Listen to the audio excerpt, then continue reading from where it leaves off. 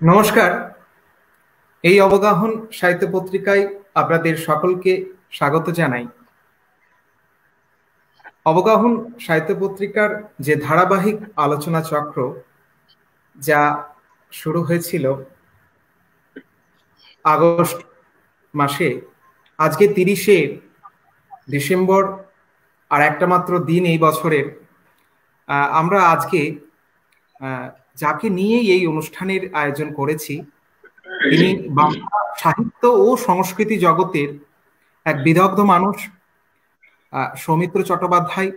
একাধারে নাট্য ব্যক্তিত্ব, অভিনেতা, সম্পাদক, লেখক, এবং আরও তার পরিচয় আছে। আমাদের স্মরণ সৌমিত্র যে অনুষ্ঠানের শিরোনাম আমরা রেখেছি, সেই অনুষ্ঠানে আমরা যাদের আজকের যে আলোচক হিসেবে আমাদের মধ্যে পেয়েছি অবগাহনে, তাদের অনেক অনেক স্বাগত জানাই।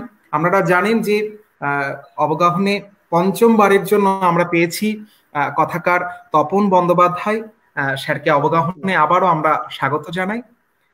আমরা আমরা আমরা ষষ্ঠবারের জন্য আমাদের অবগাহনে পেয়েছি প্রিয় কবি এবং একই সঙ্গে তার সৃজনশীল কাজকর্মের জন্য যাকে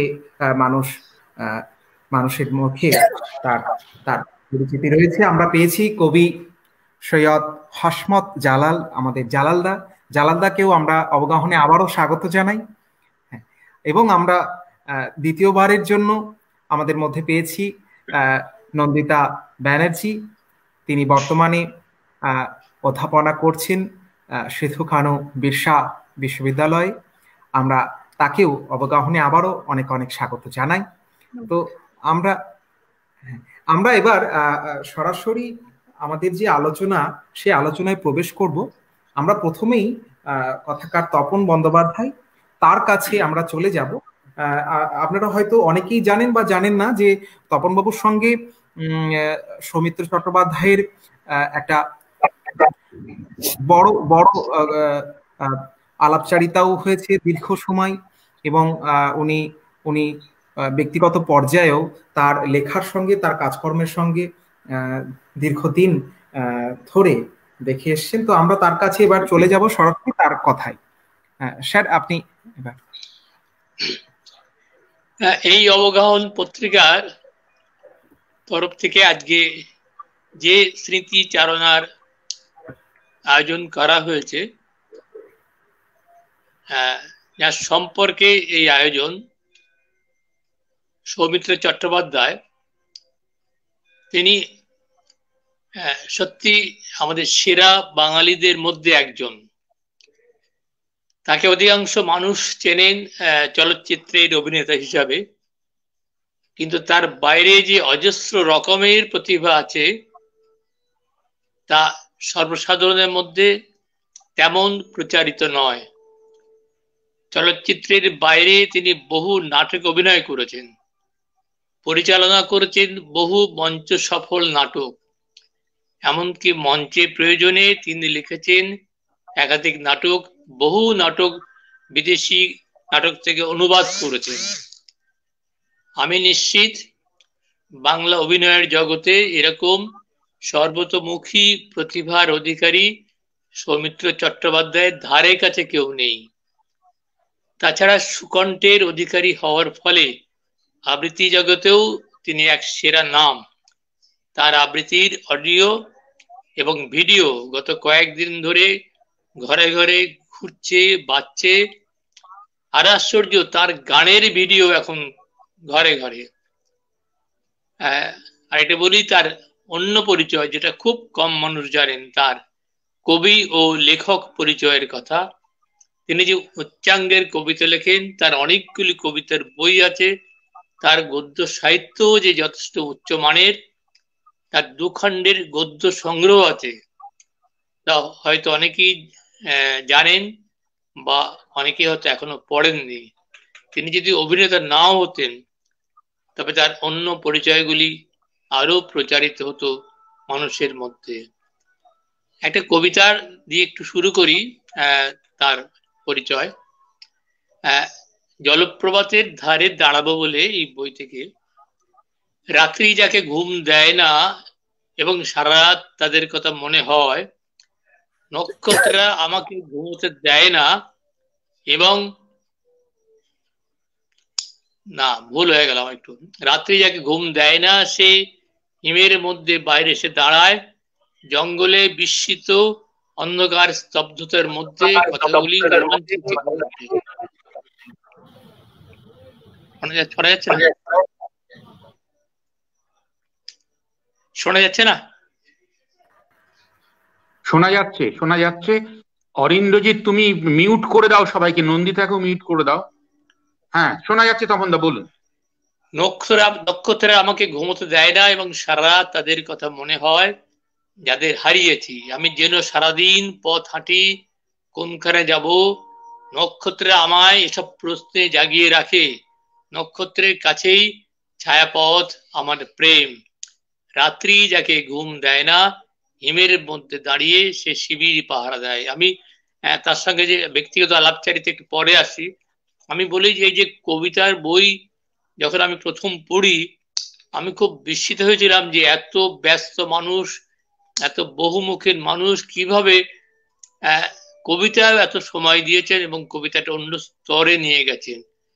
তার একটা গদ্য লেখা আমি পড়েছিলাম, এরকম কেন তিনি কবিতা লিখতে এলেন সেটা তখন হয়তো অভিনেতাও হননি।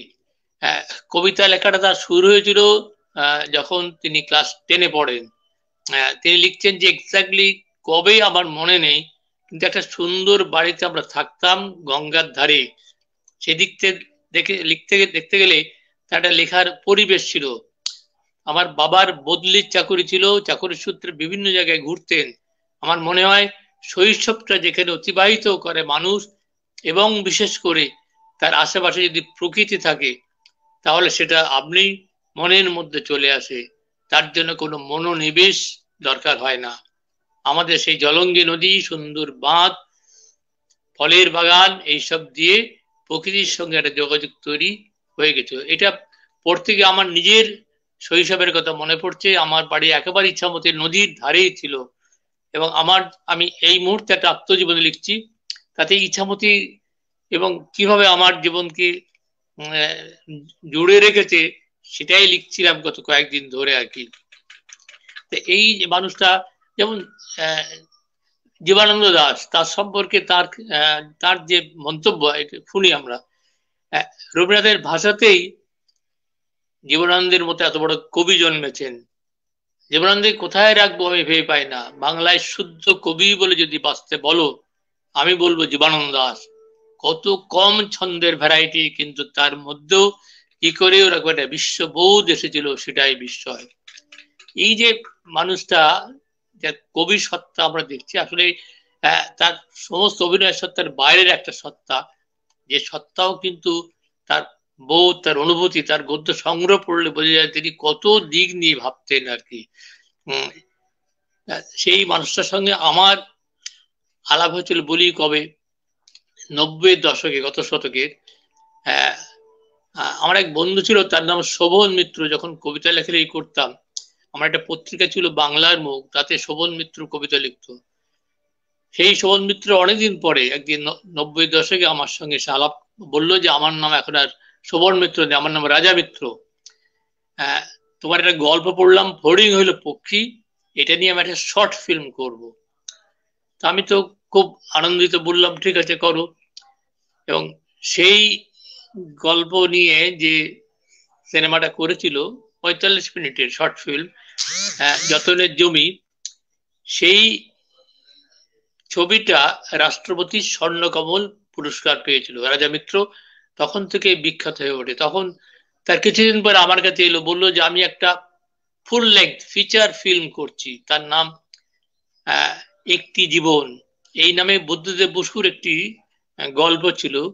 সেই গল্পটা বিখ্যাত অভিধানবিদ হরিচরণ বন্দ্যোপাধ্যায়ের জীবন নিয়ে লেখা একটি জীবন। সেই গল্প নিয়ে ও একটা পুরো দৈর্ঘ্যের একটা সিনেমা করছে। তা আমাকে বললো যে অনেকটা শুটিং হয়ে গেছে, আগামী 3 দিন কি 4 দিন পরে বললো যে আমি শান্তিনিকেতন যাচ্ছি সৌমিত্র চট্টোপাধ্যায়ের সঙ্গে নিয়ে, তুমি যদি যেতে চাও তাহলে আমার সঙ্গে যেতে পারো। আমি তো খুবই উল্লসিত, এত বড় একজন অভিনেতার সঙ্গে একসঙ্গে যাবো শান্তিনিকেতন, আবার ফিরবো, সেখানে থাকবে একদিন। তা সেই প্রথম তার সঙ্গে আমার আলাপ হলো। সত্যি বলতে কি, সিনেমায় আমরা যে সৌমিত্র চট্টোপাধ্যায়কে দেখি, যারা সামনাসামনি দেখেছেন একেবারে অনেক অনেক রূপবান, অনেক রূপবান। মানে আমি একজন পুরুষ হয়েও মনে হলো যে এরকম রূপবান পুরুষ আমি দেখিনি। যারা সুধীর চক্রবর্তীর একটা লেখা বেরিয়েছে দেশ পত্রিকায় পড়েছেন, যে যখন তারা কৃষ্ণনগরে গিয়েছিলেন, সুধীর চক্রবর্তী বলে যে আমরা অবাক হয়ে দেখতাম প্রায় এরকম একটা রূপবান পুরুষ, রূপবান যুবক তখন এসছে আমাদের শহরে, আমরা হাঁ করে থাকতাম। তো সেই মানুষের সঙ্গে আমি 2 দিন ছিলাম। শুটিং খুব বেশি সময়ের জন্য নয়। হরিচরণ বন্দ্যোপাধ্যায় আপনারা জানেন যে রবীন্দ্রনাথের নির্দেশে তিনি শান্তিনিকেতন গিয়ে ওই অভিধান লেখার কাজ করছিলেন। তা সে সময় তার একটা জমি ছিল, সেটা সাপ কোবালা করে বিক্রি করে দিয়েছিলেন। এই ছোট্ট একটা দৃশ্য, এটা হয়তো অন্য জায়গায় করতে পারতো রাজা, কিন্তু বললো না, যেভাবে লেখাছে শান্তিনিকেতন ওখানকার যে সাব রেজিস্ট্রার সেখানেই যাব। সেখানে গিয়ে যে সৌমিত্র চট্টোপাধ্যায়, তখন তার বয়স কত হবে, 45-50, যখন মেকআপ নিয়ে বেরিয়ে এলেন, একজন প্রায় 70-75 কি 80 বছরের একজন বৃদ্ধ, চুল সমস্ত বাঁকা, হাত কাঁপছে, এবং এই যে মেকআপে পাল্টে গেল এবং তার গলা কণ্ঠস্বরও পাল্টে গেল। আমাদের সঙ্গে যখন কথা বলছে এতক্ষণ প্রাণবন্ত যুবক, তিনি বৃদ্ধের গলা কথা বলতে আরম্ভ করলেন। এবং যখন শুটিং শুরু হলো, আমি দেখলাম যে যখন সেই সাপ কোবালা দলিলে যখন সই করছেন, হাত ঠক ঠক করে কাঁপছে। অদ্ভুত, তার গালে কোঁচ পড়ে, চামড়ায় কোঁচ পড়েছে। এই যে একটা মানুষ পরিবর্তন হয়ে গেল, এটা আমার চোখের সামনে দেখা আর কি। এই মানুষটি সঙ্গে পরে আরো ভালো করে আলাপ হলো। আমি যখন সংস্কৃতি অধিকর্তা, তখন প্রায়শ করোনাকর অনুষ্ঠানে তখনকার মুখ্যমন্ত্রী আমাকে বলতেন যে সৌমিত্রদাকে ফোন করুন, ওকে আসতে বলুন। কি আশ্চর্য, আমি ফোন করতেই তার যত কাজ থাকুক সেই সমস্ত কাজ ফেলে আমাদের সরকারি অনুষ্ঠানে আসতেন। তার সঙ্গে বহুবার নানা জায়গায় আলাপ হয়েছে। আমার একটা ছবি আমি দিয়েছি অরিন্দ্রজিৎকে, শিশির মঞ্চে আমরা গল্প করছিলাম অনেকক্ষণ ধরে, তখন বোধহয় ভিতরে একটা অনুষ্ঠানতে দেরি আছে, আমি তাকে কথা বলে তাকে বসিয়ে রাখছিলাম।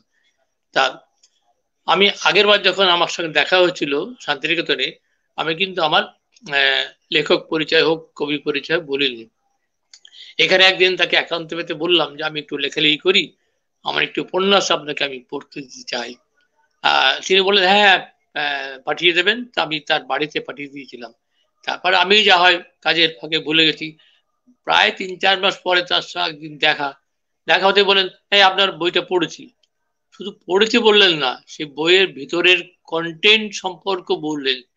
আমি তো খুব অবাক হয়েছিলাম যে আমার মধ্যে একজন অকিঞ্চিৎকর লেখক, তার বই উনি মন দিয়ে পড়েছেন এবং বিষয়বস্তু বললেন। এটা আমার কাছে একটা প্রাপ্তি। কিন্তু তার চেয়েও বড় একটা প্রাপ্তির কথা বলি। একদিন বিকেলে উনি নন্দনের সামনে একা দাঁড়িয়ে আছেন। আমি তখন চারুকলা পর্ষদ থেকে বাংলা একাডেমির দিকে যাচ্ছি কাজে। তার পাশ দিয়ে যাওয়ার সময় আমি একটু হাসলাম, কিন্তু উনি আমাকে হাত নেড়ে ডাকলেন, যে বলেন যে আপনার একটা গল্প পড়লাম। আমি বললাম কোথায় পড়লেন? একটা পত্রিকার নাম বললেন, এটা অবাণিজ্যিক পত্রিকা। সেই পত্রিকা সবার হাতে পড়েও না, কিন্তু ওর হাতে পড়লেন এবং গল্পের নাম বললেন এবং গল্পের কন্টেন্টও বললেন, যে গল্পটা আমি পড়েছি, আমার ভালো লেগেছে আর কি। এই যে ছোট ছোট ব্যাপার, এরকম একটা ছোট ব্যাপার আমার কাছে খুব বড় ব্যাপার আর কি, যে উনি আমাকে মনে রেখেছেন, আমার লেখা দেখে আমার নাম থেকে গল্পটা পড়েছেন এবং আমাকে লিখে বললেন। এই যে এই মহানুভবতা পরিচয় একজন অত বড় মানুষ। আরেকটা পরিচয়ের কথা বলি, আমি তো অনেকগুলো বললাম, কবি পরিচয় বললাম, তার গদ্য লেখার কথা বললাম। এটা বলি যে একবার তখন মহাজাতি সদনে যাত্রা উৎসব হতো। সেই যাত্রা উৎসবে আমি প্রত্যেক দিন যাত্রা যখন শুরু হয় তখন উদ্বোধন করে দিয়ে চলে আসতাম, উদ্বোধন করে দিয়ে চলে আসতাম। তা যদি কোনো যাত্রা আমার পছন্দ হতো আমি হয়তো বসে যেতাম, আর না হলে বাড়ি ফিরে আসতাম। একেবারে শেষ দিন ছিল সৌমিত্র চট্টোপাধ্যায়ের একটি যাত্রা। আমি তো মহাজনী সদনে একদম প্রথম রয়ে বসে গেলাম। 1400 সিট, 1400 আসন, 1400 ভর্তি। এত তার গ্ল্যামার, যে তার আকর্ষণে, এবং যাত্রার বিষয় যেটা মানে শুনছিলাম সংলাপের মাধ্যমে, একজন প্রবীণ সঙ্গীতজ্ঞ, তিনি সারা জীবন মঞ্চ সফল গায়ক, তার গলা হঠাৎ বসে গেছে, গলা স্বর বেরোচ্ছে না, এবং বহু ডাক্তার হয়ে গেছেন, বহুভাবে চেষ্টা করেছেন, তার গলা স্বর ফিরছে না। একজন গায়ক, তার যদি গলা চলে যায় তার মতো কষ্ট দুঃখ নিশ্চয় নেই। তিনি প্রবল হতাশ। তার কন্যা বাবাকে নিয়ে ঘুরে বেড়াচ্ছে দৌড়ে দৌড়ে, যে বাবার গলার স্বর যদি কেউ ফিরিয়ে দেয়। খুব জনপ্রিয় এবং প্রচুর তার ফ্যান, তারা সেই অনুরাগীরা অপেক্ষা করতেন কবে তার গলা ফিরে আসবে। একেবারে যাত্রাপালার শেষ দিকে হঠাৎ তিনি অলৌকিকভাবে তার গলার স্বর ফিরে পেলেন এবং বললেন যে আমি এবার দর্শকদের কাছে আমি গান গাইব। মহাজনী সদন 1400 শ্রোতা বসে সৌমিত্র চট্টোপাধ্যায় মাইক্রোফোনের সামনে এসে দাঁড়ালেন। সবাই টান টানে শুনতে চাইছেন তার গান। আমি তো তার আগে কোনো গান, উনি গান জানেন তাই জানতাম না, গান শুনিও নি। এবং আমি ভাবছি যে সত্যি কি সেরকম গান গাইবেন। একটু পরেই তিনি শুরু করলেন গান। সে কি আশ্চর্য অলৌকিক গান! আমি কি চড়া রেঞ্জে কি সুন্দর করে উনি গান গাইলেন। সেই গান শুনে আমি সত্যি ভীষণ ভীষণ মানে, এবং 1400 শ্রোতা তারা কিন্তু শুনে যাচ্ছে সেই গান, এবং যাকে বলে সেই পিন ড্রপ সাইলেন্স। আমি তো তার আগে গান শুনিনি। যে মানুষটা অভিনয়ে সেরা, আবৃত্তিতে সেরা, এমনকি ভালো গল্প, গদ্য এবং কবিতা লেখেন, সেই মানুষটি গান এত ভালো জানেন। আমি শেষ হওয়ার পর যখন শেষ হলো তখন যে হাততালি শুনেছিলাম সেই 1400 দর্শকের, তা ভুলিনি। এই হচ্ছে সৌমিত্র চট্টোপাধ্যায়, যিনি যে দিকে উনি গেছেন সেই দিকে কিন্তু একবারে 1 নম্বর হয়ে গেছেন আর কি। আমি যখন শেষ হলো আমি এতে গেলাম, গ্রিন রুমে গেলাম এবং তাকে বললাম যে আমি সত্যি অভিভূত আপ্লুত, এরকম গান শুনিনি। তা হাসলেন, হাতে হাত মেলালেন। তখন উনি মেকআপ তুলছেন আর কি। এই যে সর্বতোমুখী, এই যে ভার্সাটাইল একজন জিনিয়াস, হয়তো আরো কিছু দিন আমাদের মধ্যে থাকতেন, আরো কিছু দেওয়ার ছিল আমাদের। সত্যি আমাদের একটা চরম ক্ষতি হয়ে গেল। 2020 বহু বহু মানুষকে কেড়ে দিয়েছে আমাদের কাছ থেকে। তার মধ্যে নিশ্চয়ই সৌমিত্র চট্টোপাধ্যায় সবার উপরে। তার এই চলে যাওয়া আমরা তো মন থেকে মেনে নিতে পারছি না। পৃথিবীটা তো উল্টে গেছে, পৃথিবীর কোনো অঙ্কই মিলছে না। আজকে 23 তারিখ ডিসেম্বরের, কাল 31 তারিখ। আশা করছি নতুন বছরে আমরা একটা সুন্দর পৃথিবী, যে পৃথিবীতে আমরা বাস করতাম, সেই পৃথিবী ফিরে পাবো। যাদের হারিয়েছি তাদের তো আর পাবো না। তাদের প্রতি আমাদের শ্রদ্ধা নিবেদন করে আমার কথা শেষ করছি। নমস্কার।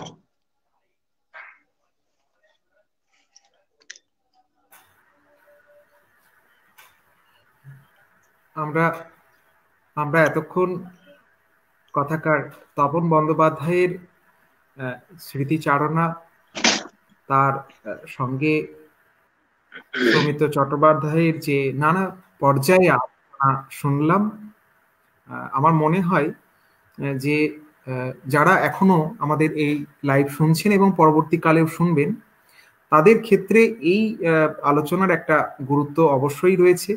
বিশেষ করে সৌমিত্র চট্টোপাধ্যায়কে আমি জানি যে জালালদা তার আলোচনায় সেই প্রসঙ্গ কথা বলবেন, কেননা জালালদার সৌমিত্র চট্টোপাধ্যায়ের প্রয়াণের পরেই একটি উল্লেখযোগ্য প্রবন্ধ তিনি লিখেছিলেন।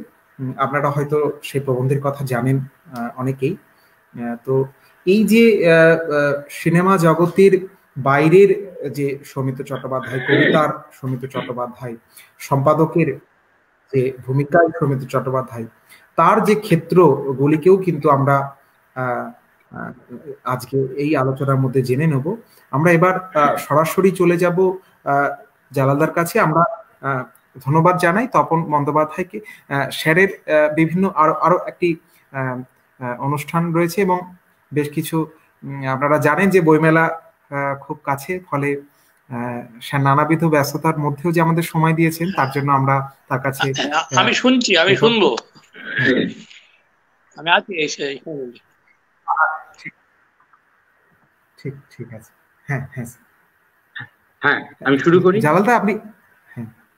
হ্যাঁ, ধন্যবাদ অরিন্দ্রজিৎ। এবং এতক্ষণ যে আমরা তপনদার কথা শুনছিলাম, খুব ভালো লাগছিল। আমরা তো অভিনেতা সৌমিত্র চট্টোপাধ্যায়কে জানি, তার কবিতাও আমরা পড়েছি।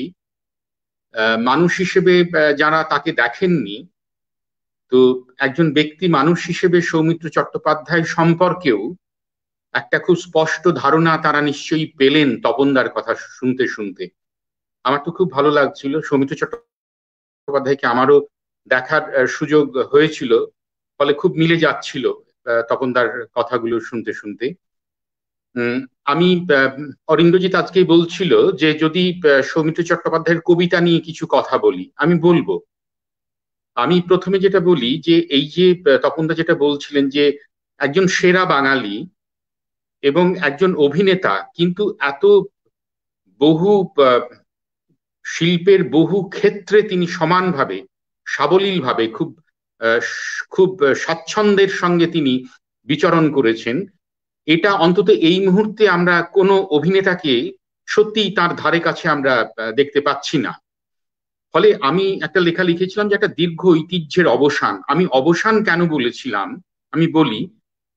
সেটা হচ্ছে যে যখন সত্যজিৎ রায় মারা যান, এটা সৌমিত্র চট্টোপাধ্যায়ের লেখার মধ্যে পড়েছিলাম এবং সেটা একটি ইংরেজি অনুবাদ হয়ে দ্য মাস্টার অ্যান্ড আই নামে একটি অনুবাদের বইও বেরিয়েছিল।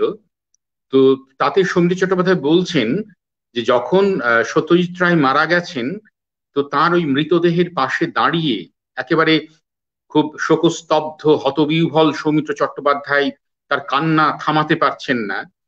তো সে সময় তার এক বিদেশিনী বন্ধু তাকে বলেছিলেন যে don't cry Soumitra, Manikda has given you a heritage.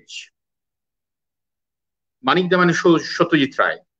অর্থাৎ সৌমিত্র তুমি কেঁদো না, সত্যজিৎ রায় তো তোমাকে একটা দীর্ঘ ঐতিহ্য দিয়ে গেছেন। এবং সত্যিই তাই, সত্যজিৎ রায় তো নিজে একটি বিশাল ঐতিহ্যের বাহক ছিলেন। তিনি যে একটা বিশাল সংস্কৃতি নিজের মধ্যে ধারণ করতেন, বহন করতেন, তার অনেকটা অংশ বোধহয় তিনি সৌমিত্র চট্টোপাধ্যায়কে দিয়ে যেতে পেরেছিলেন। সৌমিত্র লিখছেন যে তার সঙ্গে সত্যজিৎ রায়ের পরিচয় এবং তার ঘনিষ্ঠতার সময় প্রায় সব মিলিয়ে 35 বছর, এবং এই 35 বছরের মধ্যে সত্যজিৎ রায়েরই 14টি ছবিতে অভিনয় করেছেন সৌমিত্র চট্টোপাধ্যায়। এবং তিনি বলছেন যে আমি যেমন আমার বাবা মা বা স্ত্রীর সঙ্গে আমার যেমন নৈকট্য ছিল, যে আপনত্বের অনুভব ছিল, ঠিক সেটাই ছিল আমার মানিকদার সঙ্গে। তার ফলে যে আমি মানিকদার কাছ থেকে এত কিছু পেয়েছি যে আমি যতদিন বেঁচে থাকবো সেটা আমার কাছে অমূল্য সম্পদ হয়ে থাকবে। অর্থাৎ এই যে সত্যজিৎ রায়ের কাছ থেকে পাওয়া যে সম্পদ, যেটা সৌমিত্র চট্টোপাধ্যায় বহন করেছেন। আর একটা কথা আমাদের মনে রাখতে হবে যে এই সময়টা বাঙালির শিল্প সাহিত্য সংস্কৃতির ক্ষেত্রে এই সময়ে যে সমস্ত মানুষেরা এসেছেন, এই সমস্ত উল্লেখযোগ্য মানুষেরা, এদের একটা বৈশিষ্ট্য ছিল, এবং এটা হয়তো সেই যুগের বৈশিষ্ট্য, যে এরা প্রত্যেকে বুদ্ধি চর্চা, বুদ্ধিবৃত্তি, মনন চর্চা এবং জ্ঞানের চর্চা এরা করেছেন, তারা যে যে ক্ষেত্রেই থাকুন না কেন। তো সৌমিত্র চট্টোপাধ্যায় তিনি যখন তার কৈশোরকাল থেকেই তিনি কবিতা লিখছেন, তখন খুব শখের অভিনয় করছেন। পরে যখন তিনি কলকাতায় পড়তে আসেন, তখন একেবারে কফি হাউসে আসছেন, বন্ধুদের সঙ্গে আড্ডা দিচ্ছেন, এবং কলেজের ছাত্র অবস্থায় তিনি তখন জীবনানন্দ দাশ, বুদ্ধদেব বসু, বিষ্ণুদেব,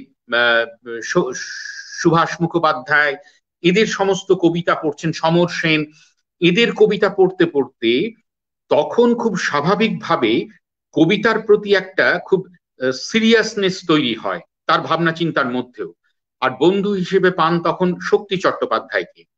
তো তিনি তখন কবিতা লিখছেন এবং শক্তি চট্টোপাধ্যায়কে কবিতা পড়ে শোনাতেন। তো শক্তি চট্টোপাধ্যায় অনেক সময় মন্তব্য করতেন। তো সৌমিত্র চট্টোপাধ্যায় একটা ইন্টারভিউতে বলছিলেন, আমি শুনেছিলাম, সেখানে বলছেন যে শক্তি চট্টোপাধ্যায় হয়তো বললেন যে এটা একটু রাবীন্দ্রিক হয়েছে। তো তাতে আমি বুঝে গেলাম যে শক্তি কি বলতে চাইছেন।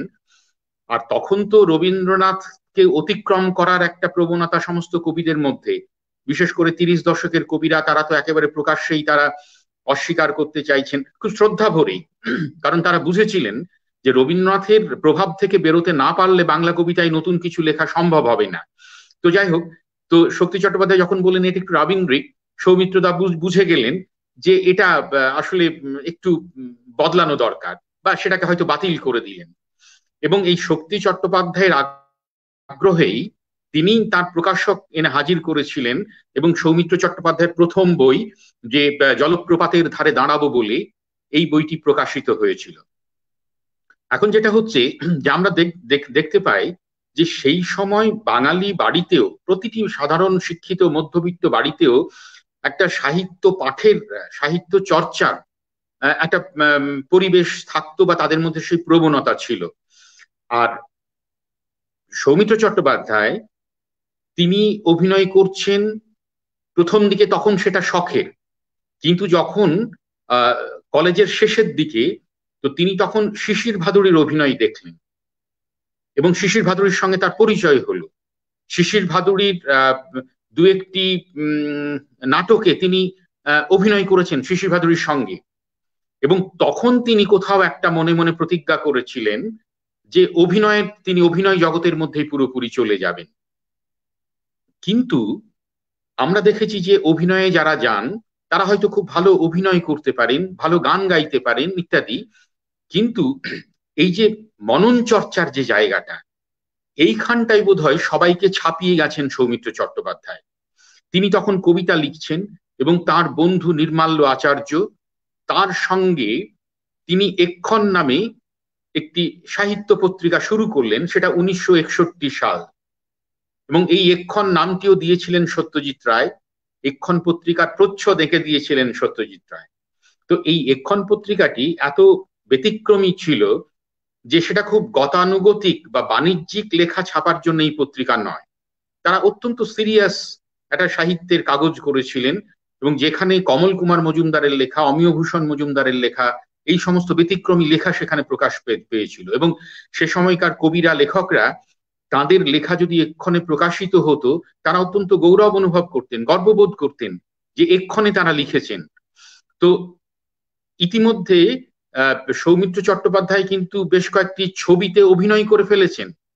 আমরা তো তার অপুর সংসারের কথা জানি, সেটা 1959 সালে সত্যজিৎ রায়ের অপুর সংসার, এবং সেই অপুর সংসারের মধ্যে দিয়েই তিনি প্রথম ছবির জগতে এলেন, চলচ্চিত্র জগতে এলেন অভিনয়ের মধ্যে। তার 1 বছর আগেই সৌমিত্র চট্টোপাধ্যায়কে দেখে সত্যজিৎ রায় উনি ঠিক করেই রেখেছিলেন যে অপুর সংসারের অপু করবেন তিনি সৌমিত্র চট্টোপাধ্যায়কে। এবং আমরা জানি যে সেই অপুর চরিত্রে সৌমিত্র চট্টোপাধ্যায় অর্থাৎ অপু, সেখানে তিনি একজন তরুণ কবি, কবিতা লিখতে ভালোবাসেন, কবিতা পড়তে ভালোবাসেন, এবং অপু একটি উপন্যাস লিখেছিল।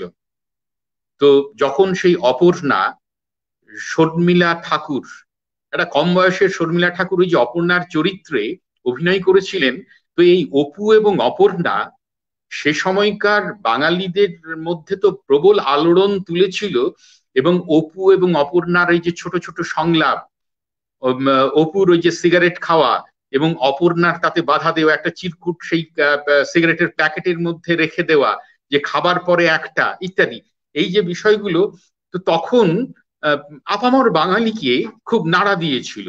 তো সেই অপর্ণা যখন মারা গেল, সেটা তো সহ্য করতে পারছিল না অপু।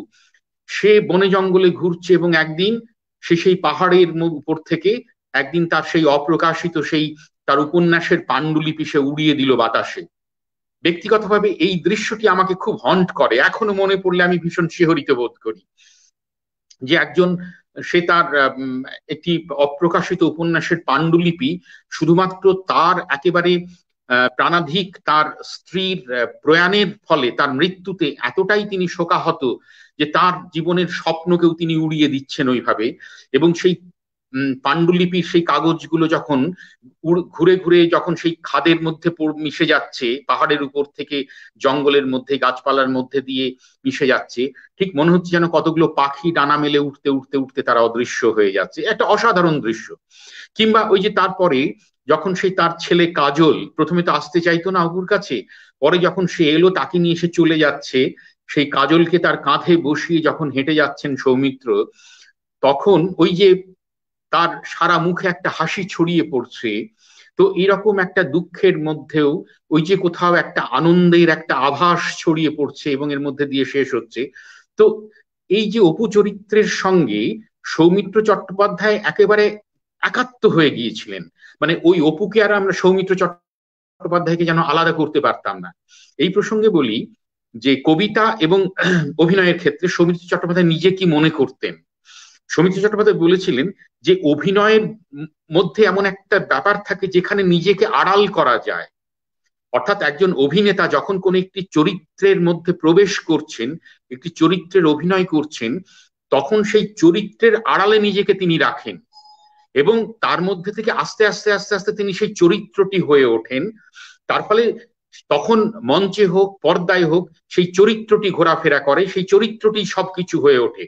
ফলে সেই অভিনেতার নিজস্ব বিষয় বলে কিছু থাকে না, তখন সেই চরিত্রটি হয়ে ওঠাই হচ্ছে তার একমাত্র সাধনা। কিন্তু একজন কবি যখন কবিতা লিখছেন তখন তার সামনে আর কেউ থাকে না, থাকে একটি সাদা পাতা আর হাতে ওই কলমটি। তখন কবি তার নিজের মুখোমুখি, ওই সাদা পাতার মুখোমুখি, এবং তখন কোনো আড়াল থাকে না। এবং তাই সৌমিত্র চট্টোপাধ্যায় বলছেন, এবং আমি সেই আড়ালটাও চাইতাম না। আমি একটু সৌমিত্র চট্টোপাধ্যায়ের দু একটি লাইন আমি পড়ে শোনাই। উনি বলছেন যে কবিতার ক্ষেত্রে বেরিয়ে আসে আমার সেই আমি, যে নিজেকে আড়াল থেকে টেনে এনে প্রকাশ করতে চায়, সেই আমি মুক্ত, কবিতা আমাকে মুক্ত করে দেয়। ঠিক তাই, আসলে একটা মুক্তির জগৎ তিনি খুঁজে পেতেন কবিতার মধ্যে।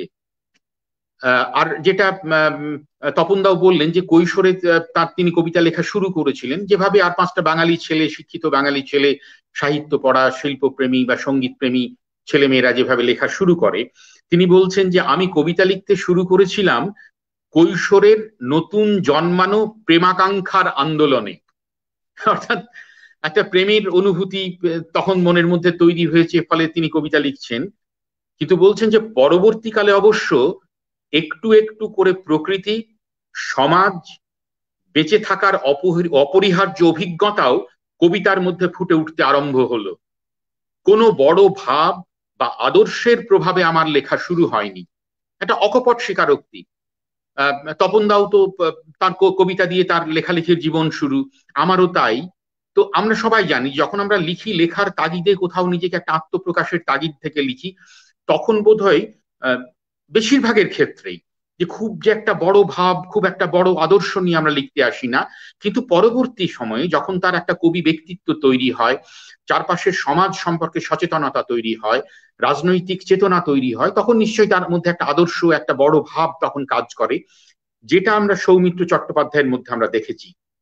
তিনি সারা জীবন আমৃত্যু তিনি বামপন্থী ছিলেন এবং বামপন্থার আদর্শে বিশ্বাস করেছেন, এবং তার মৃত্যুর আগেও তিনি এরকম লেখা তিনি লিখে গেছেন।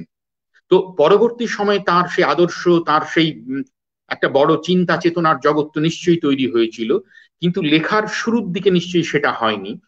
তবে তবে তিনি এই যে কবিতা লেখার যে ব্যাপারটা নিয়ে তার মধ্যরাতের সংকেত বলে একটি কবিতার বই আছে, সেখানে একটি কবিতায় তিনি বলছেন যে আমি কবিতার চলতে শুরু করার সাক্ষী, আমি দেখতে পেয়েছিলাম চলতে চলতে সে এই শহর ছাড়িয়ে যাচ্ছে, প্রথম মেঘ যেমন করে আকাশ ঢেকে ফেলতে থাকে।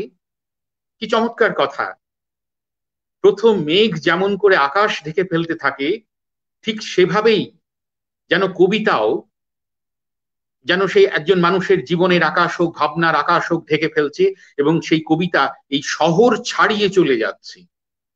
তো এইভাবে ভাবতেন সৌমিত্র চট্টোপাধ্যায়, এবং যে কারণে একদিকে তপনদা যেমন বললেন যে তিনি নাটক রচনা করেছেন, নাটক অনুবাদ করেছেন মঞ্চের স্বার্থে, এবং তিনি বরাবর 70 দশক থেকে মাঝে কিছুদিন হয়তো একটু প্রথম দিকে নাটক করতে পারেননি, কিন্তু 70 দশকের পরবর্তী সময় থেকে একেবারে শেষ জীবন পর্যন্ত তিনি নাটকের সঙ্গে ওতপ্রোতভাবে জড়িত ছিলেন। তিনি নিজে নাটক লিখেছেন, অনুবাদ করেছেন, নাটক নাট্য নির্দেশক হিসেবে কাজ করেছেন, এবং তার ওই যে নাম জীবন, তারপরে হোমা পাখি, তারপরে ফেরা, তারপরে একদম শেষের দিকে তার কিছুটা আত্মজীবনীমূলক তৃতীয় অঙ্ক অতএব, তো এরকম এক একটি অত্যন্ত গুরুত্বপূর্ণ ছিল তার এক একটি নাটক, টিকটিকি ইত্যাদি। এগুলো আমি দেখেছি বলে এগুলোর নাম আমার আমি মনে করতে পারলাম, এর বাইরেও আরো অনেক আছে। আর একটা যেটা ব্যাপার ছিল যে একদিকে তিনি মঞ্চে অভিনয় করছেন, আবার অন্যদিকে তিনি চলচ্চিত্রে অভিনয় করছেন, কিন্তু এই তার এই যে মঞ্চে অভিনয় করা তো একটা অন্যরকম ব্যাপার। তো এই দুটো ব্যাপার ছিল বলেই তিনি তার এই দুটো ফর্মে অভিনয় করার দক্ষতাটাকে তিনি অত্যন্ত সাবলীল ভাবে ব্যবহার করতে পারতেন বলে তার যে কোনো চরিত্রের মধ্যে একটা কোথাও আমরা তার অভিনয়ের মধ্যে একটা বহু মাত্রা যুক্ত হতো। এবং সেই সঙ্গে আর একটা যেটা ছিল সেটা হচ্ছে তার ওই মনন চর্চার ব্যাপারটা। যেহেতু তার ওই মনন চর্চার জায়গাটা ছিল বলে তিনি একটা অভিনয়ের মধ্যে তার ওই চলাফেরা, তার ওই বাকভঙ্গি, তার ফিরে তাকানো, সমস্ত কিছুর মধ্যে কোথাও ওই একটা তার ওই মেধার বিচ্ছুরণ কোথাও যেন আমরা দেখতে পেতাম, যেটা আর 5টি যে কোনো অভিনেতার ক্ষেত্রে মানে অভিনেতার তুলনায় সেজন্যই তাকে খুব অন্যরকম বলে মনে হতো। আমরা তার যে ছবিগুলোর কথা আমরা যদি মনে করি, আমার শাখা প্রশাখার কথা খুব মনে পড়ে। শাখা প্রশাখায় যে প্রশান্ত বলেছে যে চরিত্রটি, তখন সত্যজিৎ রায় খুব মানে তার হার্ট অ্যাটাক হয়ে গেছে, পরে তিনি আর আউটডোরে শুটিং করতে পারছেন না, ফলে অনেকটা ইনডোরে তিনি সেই সমস্ত শুটিং গুলো করছেন। তখন আমরা দেখেছি তার ওই গণশত্রু বা শাখা প্রশাখার মতো যে সমস্ত সিনেমাগুলো। তো সেখানে একটি মধ্যবিত্ত পরিবারের একটা মূল্যবোধের কোথাও একটা অবক্ষয়ের দিক তিনি তুলে ধরেছিলেন এই ছবিটির মধ্যে দিয়ে। তো সেখানে এই যে সৌমিত্র চট্টোপাধ্যায় তিনি একটি প্রতিবন্ধী, কথা বলতে পারেন না, কিন্তু যখন তিনি তার দাদাদের বা পরিবারের অন্য মানুষদের স্বার্থপরতার দিকটা দেখছেন, একটা সময় তিনি প্রতিবাদ হিসেবে তিনি টেবিল চাপড়াচ্ছেন, কেবলই টেবিলে চাপড় দিয়ে যাচ্ছেন। এবং এই যে অভিনয়টা অসাধারণ, মানে একই সঙ্গে এত সংবেদনশীল, এত প্রতিবাদী, এবং তার সমস্ত মুখচ্ছবিতে ফুটে বেরোচ্ছে তার সেই প্রতিবাদ, তার সেই ক্ষোভের বহিঃপ্রকাশ। তো এইরকম বিভিন্ন চরিত্রে বিভিন্ন ধরনের আমরা তার অভিনয় আমরা দেখেছি। আমি এই সৌমিত্র চট্টোপাধ্যায় মারা যাওয়ার কয়েক মাস আগে আমি দেখছিলাম ঘরে বাইরে ছবিটি। ঘরে বাইরে তো 1984 সালে তৈরি করেছিলেন সত্যজিৎ রায়, এবং সেটা রবীন্দ্রনাথের ঘরে বাইরে। তো তখন যখন দেখেছিলাম তখন একরকম মনে হয়েছিল, কিন্তু যখন কয়েক মাস আগে যখন ছবিটি আমি আবার দেখছিলাম আমি খুব চমকে উঠলাম।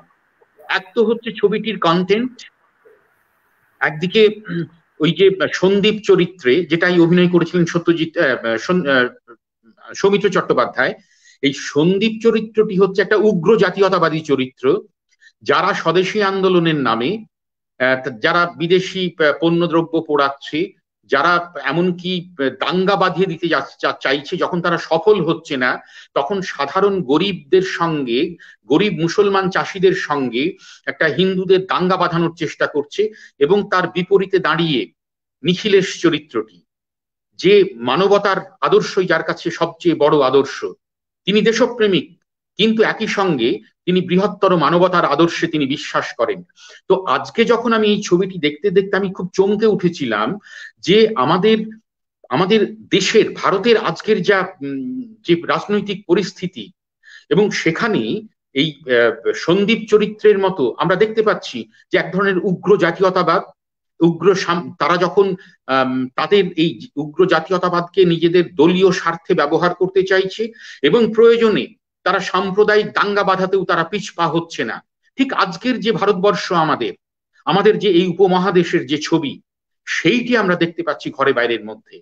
এবং সেখানে একটা সময় যখন দেখেছিলাম 84 সালে সৌমিত্র সেই অভিনয়, কিন্তু এইবার দেখতে দেখতে আমি আবিষ্কার করছিলাম যে সন্দীপ চরিত্রটি যতখানি রবীন্দ্রনাথের সৃষ্টি, ঠিক তেমনি ভাবে এই চরিত্রটি যেমন সত্যজিৎ রায়ের সৃষ্টি, ঠিক একইভাবে সন্দীপ চরিত্র সৌমিত্র চট্টোপাধ্যায়েরও নির্মাণ।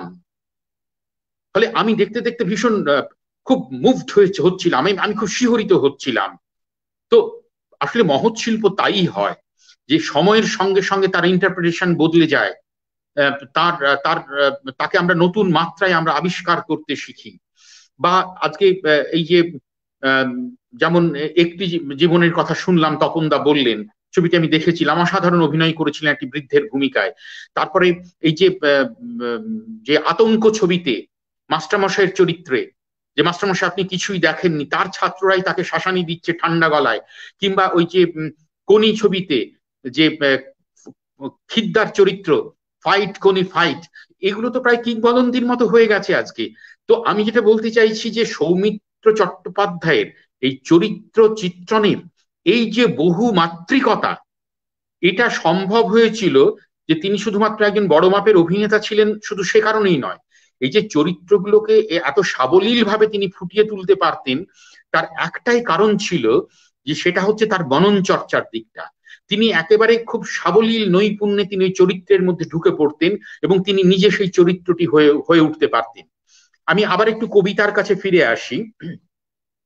সেটা হচ্ছে, আমরা জানি যে 1975 সালে তার প্রথম কবিতার বই বেরোলো জলপ্রপাতের ধারে দাঁড়াবো বলে। তার পরের বছর 1976 সালে বেরোলো ব্যক্তিগত নক্ষত্রমালা, শব্দের আমার বাগানে পড়ে আছে চন্দনের চিতা, হাই চিরজল নামে তার একটি কবিতার বই। শব্দটি কি ভারী সুন্দর, হাই চিরজল, পদ্মবীজের মালা, হে সায়ংকাল, জন্ম যায় জন্ম যাবে, হলুদ রোদ্দুর, তারপরে ভাঙা পথের রাঙা ধুলো ইত্যাদি। ভাঙা পথের রাঙা ধুলো সম্পর্কে আমি একটু বলি। এই কবিতাগুলো সম্পর্কে শঙ্খ ঘোষ একটি চমৎকার কথা বলেছিলেন যে কাব্য ভাষার এত গভীরে স্বচ্ছন্দে চলে যায় তার কলম। অর্থাৎ সৌমিত্র চট্টোপাধ্যায়ের কলম এত স্বচ্ছন্দে কাব্য ভাষার এত গভীরে চলে যায়। এবং আমার মনে পড়ছে, আমি হাতের কাছে এই মুহূর্তে পেলাম না, এটা চিন্ময় গুহ এই বইটি ভাঙা পথের রাঙা ধুলো সিগনেট প্রেস থেকে বেরিয়েছিল। এই বইটি আনন্দবাজারে তিনি রিভিউ করেছিলেন। তাতে চিন্ময় গুহ একটি চমৎকার কথা বলেছিলেন যে এই কবিতার বইটির মধ্যে একটা টুকরো স্বরের মন্তাজ, যা এক পূর্ণতা খুঁজছে, এবং কোথাও কোথাও যেন এর মধ্যে যেন একটা মগ্ন চৈতন্যের উদ্ভাস তিনি লক্ষ্য করেছেন। চিন্ময় গুহ বলছেন, মানে এই বইটির মধ্যে আলাদা কোনো নাম নেই, খণ্ড খণ্ড একেবারে গদ্যের ভঙ্গিতে লেখা, এবং কোনো জ্যোতিচিহ্ন ছিল না। কোথাও কোথাও দু একটি জিজ্ঞাসা চিহ্ন শুধুমাত্র ব্যবহার করা হয়েছিল, এছাড়া করা হয়নি। তো এই যে টুকরো টুকরো ভাবে, তো সেটাইকে চিন্ময় গুহ বলছেন যে এটা যেন টুকরো স্বরের মন্তাজ, যা ক্রমাগত একটা পূর্ণতার দিকে এগিয়ে চলেছে, যেন পূর্ণতার সন্ধানে চলছে, এবং এর মধ্যে দিয়ে মগ্ন চৈতন্যের উদ্ভাস ঘটছে। আমি এই বইটির ছোট্ট দুটো টুকরো আমি একটু পড়ে শোনাই, তাহলে বোঝা যাবে যে তিনি কবিতার সত্যি স্বচ্ছন্দভাবে তিনি কবিতার কত গভীরে চলে যেতে পারতেন। তিনি লিখছেন, মাথার ওপর দিয়ে মেট্রোর শেষ ট্রেন এক পারকাশনের ধ্বনি ছড়িয়ে দিয়ে চলে যাচ্ছিল। বহুদূর পর্বতমালার থেকে হাওয়ার ঘোরসোয়ার শীত নিয়ে এসেছে এ শহরে, তার প্রবাহ আমার পথকে নিস্তব্ধ জনহীন করে রেখেছে। কি কি অদ্ভুত, কি মানে খুব অনুভবের কবিতা, এটা সংবেদনের কবিতা। আলাদা করে এতে যেন বক্তব্য বিষয় নেই, কিন্তু অনুভূতিকে, ওই যে মগ্ন চৈতন্যের উদ্ভাস আমরা সত্যি এর মধ্যে আমরা দেখতে পাচ্ছি। আমি আরেকবার পড়ি। মাথার ওপর দিয়ে মেট্রোর শেষ ট্রেন এক পারকাশনের ধ্বনি ছড়িয়ে দিয়ে চলে যাচ্ছিল। বহুদূর পর্বতমালার থেকে হাওয়ার ঘোড়সওয়ার শীত নিয়ে এসেছে শহরে, তার প্রবাহ আমার পথকে নিস্তব্ধ জনহীন করে রেখেছে। একটা শীতের দিনের, শীতের মধ্যরাতের শীতের শহরের পথের নিস্তব্ধ জনহীনতার ছবি আমরা এখানে দেখতে পাচ্ছি। আবার আর একটা টুকরোর কথা আমি বলি। যেসব নদী এই দারুণ গ্রীষ্মে খাক হয়েছে দু একটা দুর্বল রোগা সোঁতায়, তার ইতিহাস রয়ে গেছে। কি চমৎকার কথা, যে দু একটা দুর্বল রোগা সোঁতার মধ্যে যে নদী, যেসব নদী খাক হয়েছে অর্থাৎ মিলিয়ে গেছে বালির মধ্যে, তার ইতিহাস রয়ে গেছে। নদীটা নেই, বালির মধ্যে সেটা মিশে গেছে এই দুর্বল সোঁতার মধ্যে, তার ইতিহাস রয়ে গেছে। বালি পাথর সরিয়ে তা তুমি খুঁজে পাবে না। নক্ষত্রপুঞ্জ যদি তোমার প্রবাহকে পথ দেখিয়ে নিয়ে যায়, তোমার নিজস্ব যুদ্ধের কাছেই তোমাকে ফিরতে হবে বারবার। তোমার নিজস্ব যুদ্ধের কাছেই তোমাকে ফিরতে হবে বারবার। তো এই যে কবিতার মধ্যে, এই যে শব্দের মধ্যে দিয়ে এই যে যে চিত্রকল্প তিনি তৈরি করছেন, এটা যে খুব খুব একটা, যে তার যে এই যে রূপময়তা, এটা আলাদা করে বাহ্যিক কোনো ছবি তৈরি করছে না, কিন্তু অনুভূতি মালার যে সৃষ্টি করছে সেটাও এক ধরনের ওই প্রবহমান চিত্রকল্প আর কি। আমার মনে পড়ছে জন্ম যায় জন্ম যাবে কবিতার একটা লাইন আমি বলি এই বইয়ের থেকে। তিনি লিখছেন যে সারি দেওয়া বাবলার ছবি রাতের তুলিতে আঁকা একদিন দ্রুত লয়ে গাড়ির জানলা থেকে সরে যাচ্ছিল। একেবারে একটা ছবি, সারি দেওয়া বাবলার ছবি রাতের তুলিতে আঁকা। কি চমৎকার কথা, যে রাতের তুলি দিয়ে আঁকা সারি দেওয়া বাবলার ছবি একদিন দ্রুতলয়ে গাড়ির জানলা থেকে সরে যাচ্ছিল। এইখানে বলি, এই যে তিনি শব্দ দিয়ে ছবি এঁকেছেন এত সুন্দর, সৌমিত্র চট্টোপাধ্যায় একজন চিত্রশিল্পীও ছিলেন এবং তার বহু ছবি নিয়ে একাডেমি অফ ফাইন আর্টসে একটি খুব বড় প্রদর্শনী হয়েছিল এবং সেখানে এসেছিলেন যোগেন চৌধুরী, রবীন মণ্ডল ইত্যাদি খুব নামী শিল্পীরা। এবং এই এক্সিবিশনটা হয়েছিল মূলত যোগেন চৌধুরীর উৎসাহে। তিনিই বলেছিলেন, তার ছবি দেখে সৌমিত্র চট্টোপাধ্যায় এক দুটো ছবি দেখে বলেছিল যে আপনি এক্সিবিশন করুন। তো যাই হোক, সেই ছবিগুলো এবং ছবি সম্পর্কে খুব চমৎকার কথা সৌমিত্র নিজে বলছেন যে কোথাও যেন রং আমি হাতের মধ্যে নিয়ে ছড়িয়ে দিতাম এবং সেটা যেন কোথাও একটা রঙের আঁকিবুকি হয়ে উঠতে উঠতে যেন একটা নিজেই একটা কোথাও যেন একটা রঙের খেলা শুরু হতো। এবং জানি এর হয়তো কোনো একদিন মূল্য থাকবে না, কোনো নিশ্চিহ্নতার মধ্যে মিলিয়ে যাবে। তিনি তার ছবি সম্পর্কে এতখানি মোহহীন ছিলেন, কিন্তু শেষ পর্যন্ত এই ছবিগুলো নিয়ে একটি অ্যালবাম বেরিয়েছিল এবং সেটা ছবি ও ছায়া নাম দিয়ে। তিনি তো ছায়াছবির লোক ছিলেন, কিন্তু এই বইটি, অ্যালবামটির নাম ছিল ছবি ও ছায়া। এই ছবিগুলোর সঙ্গে সঙ্গে এই ছবিগুলো আঁকার পেছন বা ছবিগুলো সম্পর্কে তার নিজস্ব যে ভাবনাগুলো, সেই ভাবনাগুলো তাতে লেখা। তো তার ফলে এই ছবিগুলো দেখতে দেখতে ওই ছবিগুলো সম্পর্কে সৌমিত্র চট্টোপাধ্যায়ের কি ভাবনা সেগুলোও আমরা জানতে পারি এবং সেই ভাবনাগুলো তার ওই কবিতার খুব কাছাকাছি। মনে হয় যেন তার ওই কবিতা এবং ছবির ভাবনা কোথাও মিশে গেছে, যেভাবে তার অভিনয়ের সঙ্গে মিশে গেছে তার অন্যান্য কাজকর্মের দিকগুলো। আর একটা কথা বলি, সেটা হচ্ছে যে একটা বয়সের পর তিনি বুঝে গেছিলেন তিনি কোথায় পৌঁছতে চাইছেন বা কোথায় পৌঁছেছেন, যে কারণে যখন ওই দেখা বলে একটি ছবি, এটা গৌতম ঘোষের পরিচালনায় একজন অন্ধ সাহিত্যিকের চরিত্রে অভিনয় করেছিলেন সৌমিত্র চট্টোপাধ্যায়। তো সেই ছবিটির জন্য তাকে জাতীয় পুরস্কার ঘোষণা করা হয়েছিল, তিনি সেটি প্রত্যাখ্যান করেছিলেন। তিনি পদ্মশ্রী খেতাব প্রত্যাখ্যান করেছিলেন। অর্থাৎ তার মনে হয়েছিল তিনি যেখানে এসে পৌঁছেছেন সেখানে ওই জাস্ট একটা জাতীয় পুরস্কার বা একটা পদ্মশ্রী কোনো কোনো অর্থ বহন করে না তার কাছে। কিন্তু শেষ পর্যন্ত তিনি পদ্মভূষণ গ্রহণ করেন এবং জাতীয় পুরস্কার তিনি গ্রহণ করেছিলেন, সেটা হচ্ছে 2006 সালে।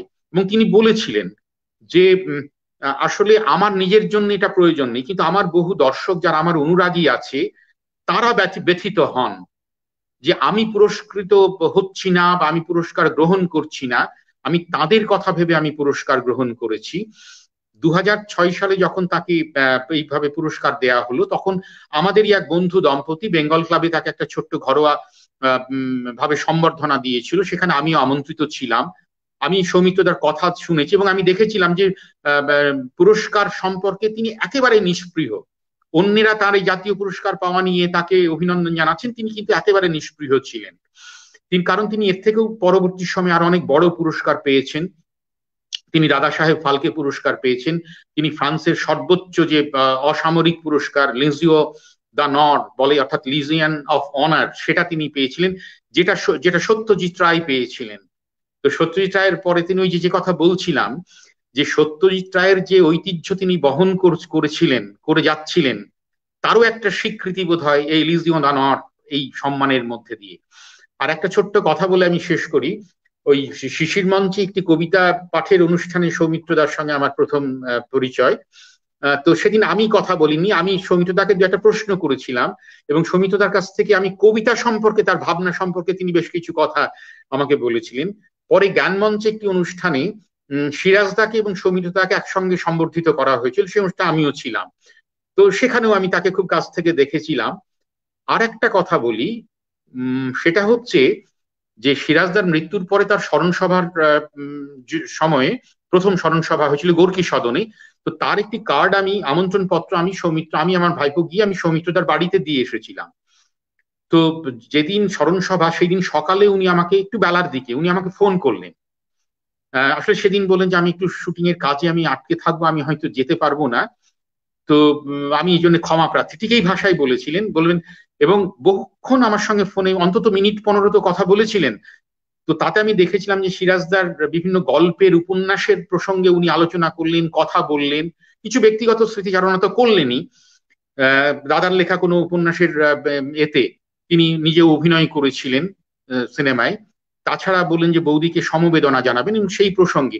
তো তখন আমি যেটা বলছি যে ওই তার কথা শুনতে শুনতে মনে হয়েছিল যে এরকম একজন ব্যস্ত অভিনেতা, তাকে তো, এবং তিনি তো প্রচুর অভিনয় করেছেন, প্রায় 250-300 ছবিতে অভিনয় করেছেন, প্রতিদিন তাকে প্রবল ব্যস্ত থাকতে হতো। এবং তার মধ্যেও এই যে তিনি সাহিত্য পাঠ করতেন, অন্যদের লেখা তিনি পড়তেন, মনে রাখতেন এবং সেইগুলো নিয়ে যথেষ্ট আলোচনা করার ক্ষমতা তার থাকতো, যেটা তপনদা বললেন যে তপনদার উপন্যাস পড়েছেন, সেটা নিয়ে তিনি কথা বলেছেন তপনদার সঙ্গে।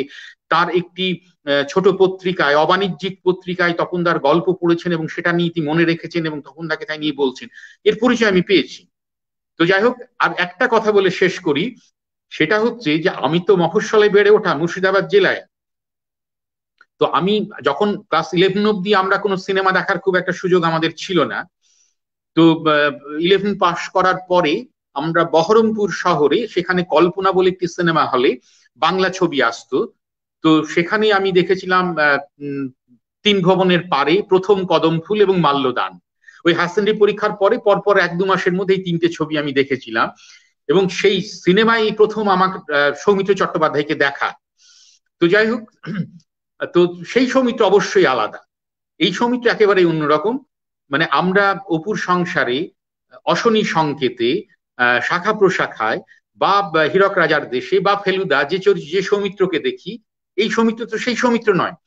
কিন্তু সেই সময়েও ওই তখনকার তরুণদের যে চাল চলন, আচার আচরণ, তাদের যে কথা বলার ভঙ্গি, খুব চমৎকার তিনি সেগুলো করেছিলেন।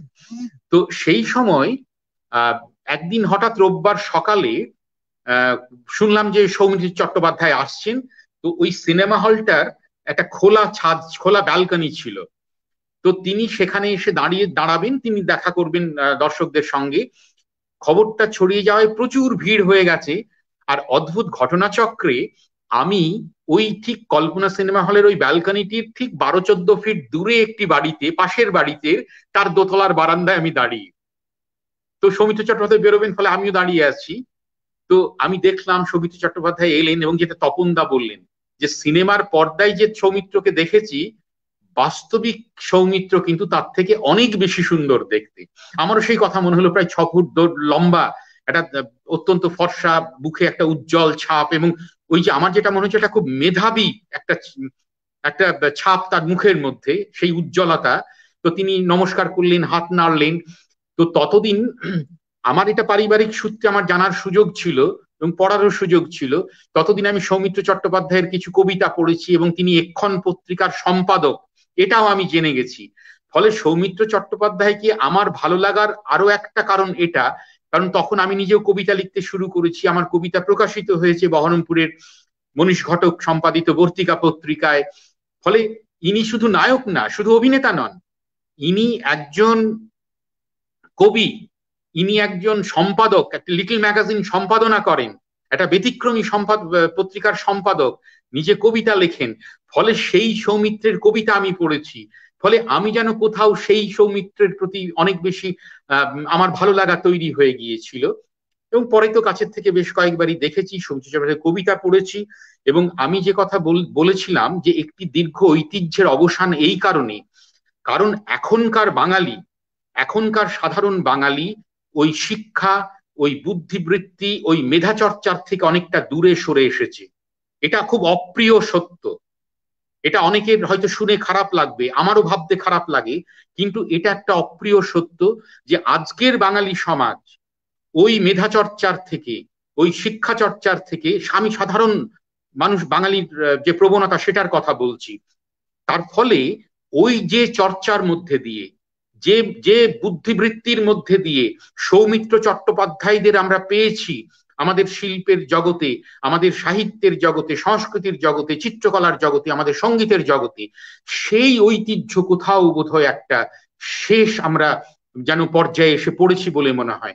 কারণ কিছুদিন আগে আমরা দেখলাম দেবেশ রায় মারা গেলেন, অলোক রঞ্জন দাশগুপ্ত মারা গেলেন, প্রদীপ ঘোষ মারা গেলেন, এরকম তো অনেকেই মারা গেলেন যে বিভিন্ন ক্ষেত্রের। এবং এই যে প্রদীপ ঘোষের কথা বলছি, ইনি তো আবৃত্তি করতেন, কিন্তু প্রদীপদার সঙ্গে আমার অত্যন্ত ঘনিষ্ঠতা ছিল। বহু সভায় আমি দেখেছি যে কবিতা নিয়ে বলতে গিয়ে 40 মিনিট 45 মিনিট প্রদীপ ঘোষ শুধুমাত্র সাহিত্যের পরিপ্রেক্ষিত থেকে কবিতা নিয়ে আলোচনা করছেন। এটা তো ভাবা যায় না। আজকের কোন একজন আবৃত্তিকার, আমি কল্পনা করতে পারি না যে 50 মিনিট তিনি কবিতা নিয়ে আলোচনা করছেন সাহিত্যের পরিপ্রেক্ষিতে, যেটা আমি প্রদীপদাকে দেখেছি। আজকে একজন অলোক রঞ্জন দাশগুপ্তের চলে যাওয়া, দেবেশ রায়ের চলে যাওয়া, এটা যে আমাদের বাংলা শিল্প জগতের, আমাদের ওই ভাবনার বুদ্ধির জগতে, আমাদের ওই চর্চার মনন চর্চার জগতের যে কি বিশাল ক্ষতি হয়ে গেছে, বিশেষ করে আজকের আমাদের দেশের রাজনৈতিক এবং সাংস্কৃতিক প্রেক্ষাপটে, এ বোঝানোর নয়। এই বেদনা আমি ব্যক্তিগতভাবে খুব অনুভব করছি। আমার সেজন্যই কেবলই মনে হয়েছিল তার মৃত্যুর পর যে একটা দীর্ঘ ঐতিহ্যের কোথাও যেন একটা পতন ঘটে গেল। তবে সময় তো থেমে থাকে না, সৃষ্টি কাজও থেমে থাকে না। আমরা আশাবাদী যে আমরা নিশ্চয়ই, আমরা তাদের এই উত্তরাধিকার আমরা বহন করে নিয়ে যাব। আমরা নতুন সৃষ্টির মধ্যে দিয়ে আমরা আমাদের এই বাংলা শিল্প সাহিত্যের গৌরবকে নিশ্চয়ই আমরা ধরে রাখতে পারবো। ধন্যবাদ অরিন্দ্রজিৎ, আমি শেষ করলাম। খুব ভালো লাগলো, তপনদার কথার সূত্রে আমি এতগুলো কথা বেরিয়ে এলো। তপনদাও আমার কথা শুনলেন। এবারে নন্দিতার জন্য আমি অপেক্ষা করছি, নন্দিতার কথা শুনবো।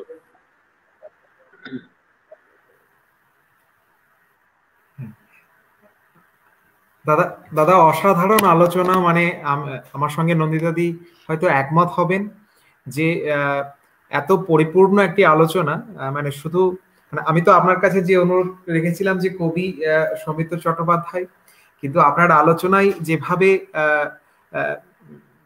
সেটা নানাবিধ ক্ষেত্রে আপনার আলোচনা বিস্তারিত হয়েছে, সেটা আমার মনে হয় এখানে যারা পরবর্তীকালে সৌমিত্র চট্টোপাধ্যায়ের কাজ নিয়ে গবেষণা করবেন তাদের ক্ষেত্রে একটা বড় ডকুমেন্টারি হিসেবে সেটা থেকে যাবে। আমরা আর সময় নষ্ট না করে নন্দিতাদির আলোচনায় সরাসরি প্রবেশ করবো। নন্দিতা একটু আনমিউট করতে হবে, আপনি একটু আনমিউট করুন।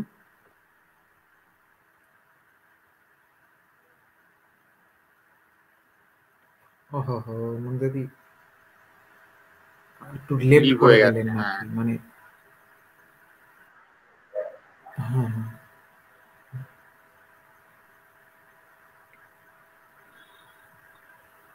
আপনি আপনি আপনার আলোচনায় এইটা সত্যি খুব মানে খুব সুন্দর একটা কথা বলেছেন। সেটা হলো যে এই যে অনন্ত কাজ এবং অনন্ত অবসর নিয়ে একজন মানুষ মানে আপনার সঙ্গে যখন ফোনে কথা বলছিল সে সময় এত দীর্ঘ আলাপচারিতা হ্যাঁ করতে পারেন, তো এটাও তো একটা বড় বড় ব্যাপার। এটার কারণটা ওটাই, যেহেতু এদের মধ্যে মনন চর্চার ব্যাপারটা ছিল বলে এরা পারতেন। তো আমি আসলে মানে দুটো অসাধারণ বক্তৃতা শোনবার মানে সুযোগ হলো, এবং মানে এরপরে না আমার সত্যি কিছু বলার মানে নেই, মানে আর আমি তো মানে আলাদা করে আমি এই মুহূর্তে গত কিছু বছর ধরে হয়তো সিনেমা নিয়ে গবেষণা করছি, কিন্তু এত অসাধারণ বললেন শ্রদ্ধেয় তপন বন্দ্যোপাধ্যায় এবং শ্রদ্ধেয় সৈয়দ হাসমান জালাল, আমাদের জালালদা। অনেক কিছু না জানা মানে বা অল্প জানা, বা অনেক সময় হয় যে সত্যি তো মানে জানা বিষয় কিন্তু সেটা তো ওরকম ভাবে ভাবিনি, মানে কি করে মিস করে গেলাম, মানে এই অ্যাসপেক্টটা কি করে মিস করে গেলাম, ওটা কি করে মিস করে গেলাম। মানে যেমন এই একটি জীবন ছবিটার কথা বললেন তপন বন্দ্যোপাধ্যায়, এই ছবিটাই হরিচরণ বন্দ্যোপাধ্যায়ের জীবনী, এবং এই যে ওনার ওই অভিধান লেখার মতন একটা কাজ, সেটা একটা অদ্ভুত একটা মানে একটা টিডিয়াস একটা কাজ, মানে একটা বোরিং কাজ, মানে সে একটা লোক পাগলের মতন খুঁজে খুঁজে খুঁজে খুঁজে বিভিন্ন জায়গা থেকে শব্দ চয়ন করে নিয়ে যাচ্ছে এবং করে এভরিডে লিখছে, একটা মানে একটা মেটিকিউলাস একটা জব। এবং সেই চরিত্র উনি যেভাবে মানে এরকম কিছু কিছু অসাধারণ চরিত্র, মানে আতঙ্কর কথাও বললেন। আতঙ্ক তো মানে যদিও আমার আতঙ্কর মেকআপ খুব খারাপ লাগতো, কারণ ওটা অদ্ভুত রকমের মেকআপ করেছিল, হয়তো তখনও অত মানে মেকআপ এটা অত বাংলা ছবিতে সেরম ভাবে খুব এক্সপেরিমেন্টাল খানিকটা ছিল। এবং পার্টিকুলারলি ওই ছবিটাতে আমার মনে হচ্ছিল যে খুব মানে সৌমিত্র চট্টোপাধ্যায়কে রোলটা খুব স্ট্রং, কিন্তু ওই কিছু মেকআপ কিছু ফলস এর জন্য মানে অনেক সময় সিরিয়াসনেসটা কোথাও একটুখানি কম মনে হয়েছিল আমার, মানে এটা আমার একদম একদম ব্যক্তিগত মতামত আর কি। কিন্তু এটা প্রচন্ড স্ট্রং একটা পোর্ট্রেল, এবং সেটা একটা মনের মাথার মধ্যে রয়ে যায়। কাজেই মানে আমি আমার দিক থেকে আমার কোনোদিন সুযোগ হয়নি, সৌভাগ্য তো হয়নি যে ওনার সঙ্গে ব্যক্তিগতভাবে কখনো আলাপ হবে, কিন্তু আমি বরাবরই ওনার বিভিন্ন ছবি সারা জীবন ধরে ওনার ছবি দেখেছি, মানে ছেলেবেলা থেকে বড় হয়ে উঠেছি ওনার ছবি দেখে। ওনার নাটক দেখবার সুযোগ হয়েছে, নাটক দেখতে গেছি, উনি যখন এক্ষণ পত্রিকার সম্পাদক কিছু পত্রিকা পড়ার সুযোগ হয়েছে, কিছু কবিতা দেখবার সুযোগ হয়েছে। কিন্তু মানে ওই সময়টা খুব ইন্টারেস্টিং আমার মনে হয়, যে সময়টা সৌমিত্র আসছেন আর কি, মানে এবং এই যে অপুর সংসার। আর আরেকটা ছবি যেটা আমার খুব ইন্টারেস্টিং লেগেছিল, সেই ছবিটা দিয়ে মানে বলতে শুরু করি, মানে আমি খুব ইনফর্মাল ওয়েতেই বলবার চেষ্টা করছি। সেটা যে আকাশ কুসুম নামে একটা ছবি মৃণাল সেনের, সেখানে সৌমিত্র একজন খুব অ্যাম্বিশিয়াস মিডল ক্লাস এক্সিকিউটিভ সেজেছে।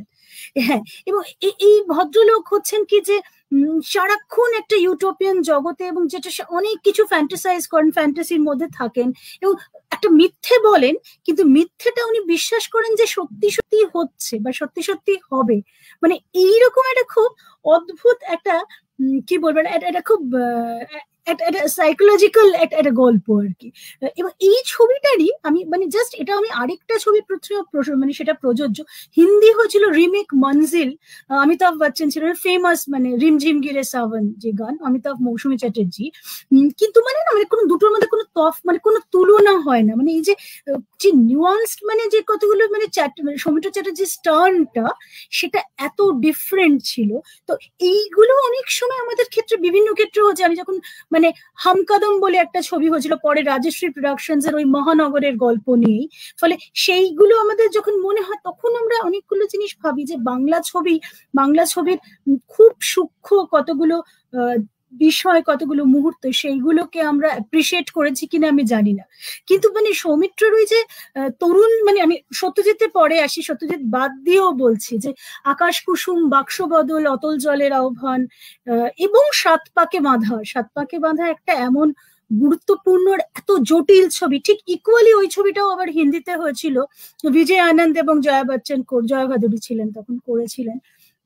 কিন্তু জানি না মানে ওই যে একটা ভয়ঙ্কর ট্রাবলড একটা রিলেশনশিপ এবং ম্যারেজ, এবং সেটা একটা সময় মানে অসহ্য হয়ে যাচ্ছে, অথচ দুটো লোক, এবং একটা স্টেডি কমিউনিকেশন গ্যাপ। অর্থাৎ কিনা আমার যেটা মনে হলো যে একটা প্রচন্ড একটা আরবান ইন্টেলেকচুয়াল অডিয়েন্স, এই আরবান ইন্টেলেকচুয়াল অডিয়েন্সকে কিন্তু সৌমিত্র, সেটা সত্যজিৎ, তপন সিংহ, মৃণাল সেন ইত্যাদি মানে বিখ্যাত স্টলওয়ার্ডসদের ছবিতেই হোক, অথবা বাক্স বদল, অপর্ণা সেনের সঙ্গে একের পর এক ইন্টারেস্টিং রোমান্টিক ছবি, বসন্ত বিলাপ আমার একটা ভীষণ প্রিয় ছবি, কারণ ভীষণ লাইট মুডের ছবি, আর ওই ছবিটা দেখলে মন ভালো হয়ে যায়।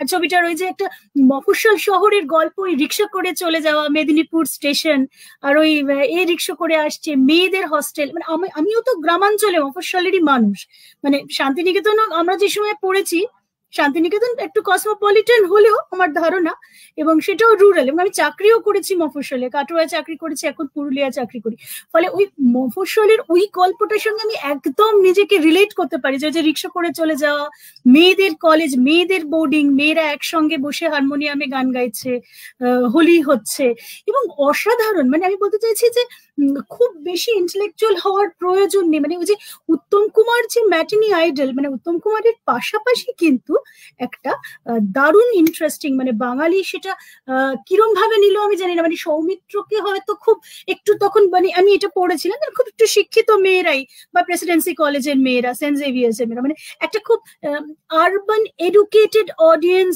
এবং তার মধ্যে সৌমিত্রের যেটা ফ্যান ক্লাব, কিন্তু উত্তম কুমারের আরো অনেক, আরো বড়, আরো বিস্তৃত, তো সেটা তো দুটো আলাদা বিষয়।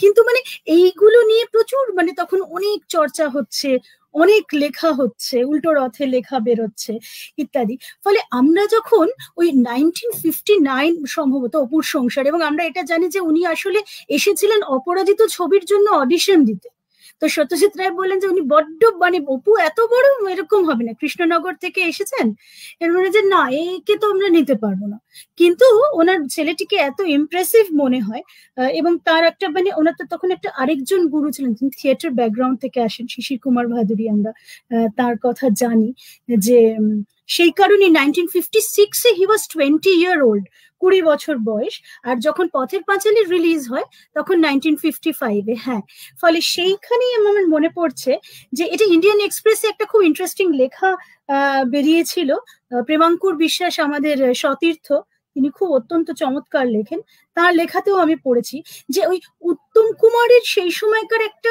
ম্যারিনেটেড বেঙ্গলি ফিল্ম অডিয়েন্সের মধ্যে কিন্তু যখন অপুর সংসার আসছে, তখন সৌমিত্র চ্যাটার্জি কিন্তু অদ্ভুত রকম ভাবে, মানে very unlikely a star was born, আমরা এই জিনিসটা বলতে পারি। এবং একটা ওই যে ওনার মধ্যে, যদিও আমি ওনার বিভিন্ন জায়গায় পড়েছি যে উনি রিপিটেডলি বলেছেন যে he was very conscious of his looks, কিরকম ওনাকে দেখাচ্ছে, কিরকম দেখাচ্ছে, কিন্তু একটা যে উত্তম কুমারের যাকে বলে একটা সেলফ কনসিয়াস স্ব্যাগার, সেই জিনিসটা কিন্তু ওনার মধ্যে ছিল না। এবং বহু ছবিতে মানে he had played the second fiddle, মানে ওই দ্বিতীয় অনেক ছবি, স্ত্রীতে করেছেন, নেগেটিভে করেছেন, ঝিন্দের বন্দিতে অভিনয় করেছিলেন, ময়ূরবাহন, সেটা তো একটা দারুণ ইন্টারেস্টিং ভিলেন, মানে যতবার আমার মনে পড়ছে ঝিন্দের বন্দিতে সৌমিত্র যতবার স্ক্রিনে আসছে ততবার মানে একদম ক্যাপটিভেটিং, মানে কেউ অন্যদিকে কোনো তাকাতে পারছে না, মানে একদম মানে শুধু মানে পুরোপুরি মানে সেটার মধ্যে এমনকি নেগেটিভ ক্যারেক্টার, নেগেটিভ চরিত্র করতো, নেগেটিভ শেডসের ছবি অনেক করেছেন, আরো সুচিত্রা সেনের শেষে একটা ছবি করেছিলেন প্রণয়ের পাশা, সেটাও নেগেটিভ ছবি, কিন্তু এনিওয়েজ তো কাজেই এইখানে কিন্তু একটা ইন্টারেস্টিং জিনিস যেটা আমার বারবার মনে হচ্ছে, সেটা হচ্ছে যে একজন প্রোটাগনিস্ট, এই যে বাংলা ছবি সৌমিত্রর মাধ্যমে কিন্তু একজন প্রোটাগনিস্টকে পেয়েছে, এবং কে সে জাস্ট একজন প্রেমিক পুরুষ না হতে পারে, সে একজন হিরো না হতে পারে, অর্থাৎ কিনা আমরা তখনও পর্যন্ত মেন স্ট্রিম ছবিতে যেসব দেখেছি, যেসব নিয়ে নায়কে আমরা খুব মানে একটা স্যাটায়ার আমরা হাসাহাসি করছি যে হিরো সব ভালো, তার খুব সুন্দর দেখতে, সে সব কিছুতে ফার্স্ট হয়, সে সমস্ত কিছু সব থেকে ভালো খেলাধুলোয়, সব থেকে ভালো লেখাপড়ায়, আইডিয়াল হাজবেন্ড, আইডিয়াল লাভার, আইডিয়াল ব্রাদার, আইডিয়াল সন, এইরকম একটা কনসেপ্টে কিন্তু সৌমিত্রর মতন চরিত্র অর্থাৎ কিনা হিরো, এবং he kept on taking challenging roles one after another, একের পর এক। কাজে আমরা দেবী দেখছি, তিন কন্যা দেখছি, দেবী 1960, তিন কন্যা 1961 সালে। এই ছবিগুলো আরেকটা কারণে ইম্পর্টেন্ট যে এই ছবিগুলোতে কিন্তু এসেনশিয়ালি কোনো মেল প্রোটাগনিস্ট নেই। দেবী বা তিন কন্যা দুটোতেই কিন্তু শর্মিলা ঠাকুর এবং অপর্ণা সেন এরা কিন্তু অনেক বেশি গুরুত্বপূর্ণ চরিত্র, তাই না? অনেক বেশি, মানে ফিমেল প্রোটাগনিস্ট বলতে এদেরকে বোঝাচ্ছে। কিন্তু Soumitra, he could bring a rare vulnerability. এই রেয়ার ভালনারেবিলিটিটা কিন্তু ইটস ভেরি ইন্টারেস্টিং, সেইটা আমার মনে হয়েছে। এবং এই যে তিন কন্যাতে he is a confused husband, হ্যাঁ, তিন কন্যা একটা কনফিউজড ক্যারেক্টার, যে জাস্ট মনে হচ্ছে অল্প বয়সী একটি মেয়ে তাকে বিয়ে করে ফেলেছি, এবং তারপরে পুরো পরিস্থিতিটা এমন একটা আশ্চর্য হচ্ছে। আমি সিনেমাটার কথা বলছি, মানে সমাপ্তি গল্পটাতে তো অন্যরকম ছিল, কিন্তু ছবিটা একটু একটু মানে স্লাইটলি একটা কমিক। এবং তিন কন্যার মধ্যে মানে খুব স্বাভাবিকভাবে, যেহেতু ওই একটাই রোমান্টিক গল্প, সেহেতু ওই গল্পটাই সব থেকে পপুলার হয় ওই পোস্টমাস্টার মণিহারা তার সমাপ্তির মধ্যে, এবং সেটা ফর অল অবভিয়াস রিজনস। হ্যাঁ, অ্যালং উইথ অপর্ণা সেনের ডেবিউট ইত্যাদি। তো আমি সেটাই বলছি যে এইখানে কিন্তু খুব ইন্টারেস্টিং যে সত্যজিৎ রায়ের ক্ষেত্রেও মানে ওই একটা বিষয় ছিল হয়তো, যে মানে খুব ট্র্যাডিশনাল ক্যারেক্টার্স উনি চেষ্টা করতেন, যে ট্রেটস অফ ট্র্যাডিশনাল বেঙ্গলি ম্যাসকিউলিনিটি, হ্যাঁ, এই ট্রেটস অফ ট্র্যাডিশনাল বেঙ্গলি ম্যাসকিউলিনিটি, এইটা থেকে he tried to deliberately choose to strip his characters of all traits of traditional Bengali masculinity. এটা আমার একদম ব্যক্তিগত মতামত, আমার মনে হচ্ছে যে এটা উনি চেষ্টা করেছেন। কাজে ওই এবং গঙ্গাচরণী অশনি সংকেতের যে চরিত্র, সেখানেও আমরা দেখছি যে মানে কি মানে একটা অসম্ভব কি বলবো ইন্টেন্স পারফরমেন্স, অসম্ভব ইন্টেন্স, অসম্ভব সেরিব্রাল, হ্যাঁ, যেটা একটা পারফরমেন্স সেটা আমাদের মনের মাথার মধ্যে রয়ে যাচ্ছে। এবং অ্যাকচুয়ালি তাই আমরা তো চরিত্রের সঙ্গে নিজেরা এক হয়ে যায় একটা সময়ের পরে সবাই। এবং সেটা মানে শুধু যাতে না, তপন সিংহের ছবিতেও আমরা হুইল আতঙ্ক দেখেছি, হুইল চেয়ার দেখেছি, হুইল চেয়ার বোধহয় 94, আতঙ্ক 86। কিন্তু সেইখানে মনে হয় যে এই যে ভদ্রলোক তাহলে সমস্ত রকম যে স্টিরিওটাইপস, সেইটাকে কিন্তু বারবার ভাঙবার চেষ্টা করেছেন, হ্যাঁ, বারবার সেটার বাইরে, এবং সারা জীবন ধরে। এবং কিন্তু একটা অসাধারণ প্রতিভা, মানে একদিকে সাহিত্য, একদিকে কবিতা, একদিকে সিনেমা, একদিকে কি বলবো মানে সমস্ত ক্ষেত্রে কিন্তু, এবং সেটা প্রত্যেকটা কিন্তু অত্যন্ত অনায়াসে, অত্যন্ত সহজভাবে পেরেছেন, মানে কোনোটাতে কিন্তু কেউ সারপ্রাইজড হবে না। আমি সেটাই বলছি। আমি ওই অরণ্যের দিনরাত্রির যে সিকুয়েলটা, এমনকি আবার অরণ্যতেও আমার মনে আছে যে ওনার একটা আবৃত্তি ছিল, মানে সৌমিত্রের আবৃত্তি, মানে একদম একটা অন্য ডাইমেনশন, একটা অন্য হাইটে নিয়ে যেত। ওই যে মানুষ বড় কাঁদছে, তুমি মানুষ হয়ে পাশে দাঁড়াও, এটা যতবারই আমরা শুনেছি, মানে সিনেমাটা হয়তো তত ভালো হয়েছে কি হয়নি আমি সেইটার মধ্যে যাবো না, সেই ছবিটার নানান রকম অনেক রকম হয়েছিল, কিন্তু খুব মানে একটা অসম্ভব কিছু মানে রিয়েলিস্টিক একটা কিছু পোর্ট্রেল দেখা ছবিটাও তাই, দেখাতেও একটা খুব মানে খুব অদ্ভুত আর কি, দেখা চরিত্রটার প্রতিও মানে মানুষের তো খুব, এইটা খুব মজার যে উনি নানান রকম, হয়তো সবসময় করতে পারেননি বাণিজ্যিক কারণে, কিছু ওনাকে বাণিজ্যিক ছবি করে যেতে হয়েছে একটা সময়, এবং সেটা তো বাণিজ্যিক যে ইন্ডাস্ট্রি, সেই ইন্ডাস্ট্রিকেও তো একটা টাকা পয়সা পাওয়ানো, অঞ্জন চৌধুরী, হরনাথ চক্রবর্তী, মানে সেটা তাদের কাউকে মানে সেটা একটা অন্য ধরন, সেখানেও করেছেন, পরপর প্রচুর ছবি করেছেন, প্রচুর টিভি সিরিয়াল করেছেন, ও কি করে করতে পেরেছেন সেটা একটা বিষয়, মানে এত ভলিউমে এতখানি করতে পেরেছেন, সেটা একটা খুব ইন্টারেস্টিং। কিন্তু মানে ওইখানেও কিন্তু ওনার কিছু পোর্ট্রেলস মানে আনপ্যারালাল হিসেবে সেইগুলোই রয়ে যাবে আর কি।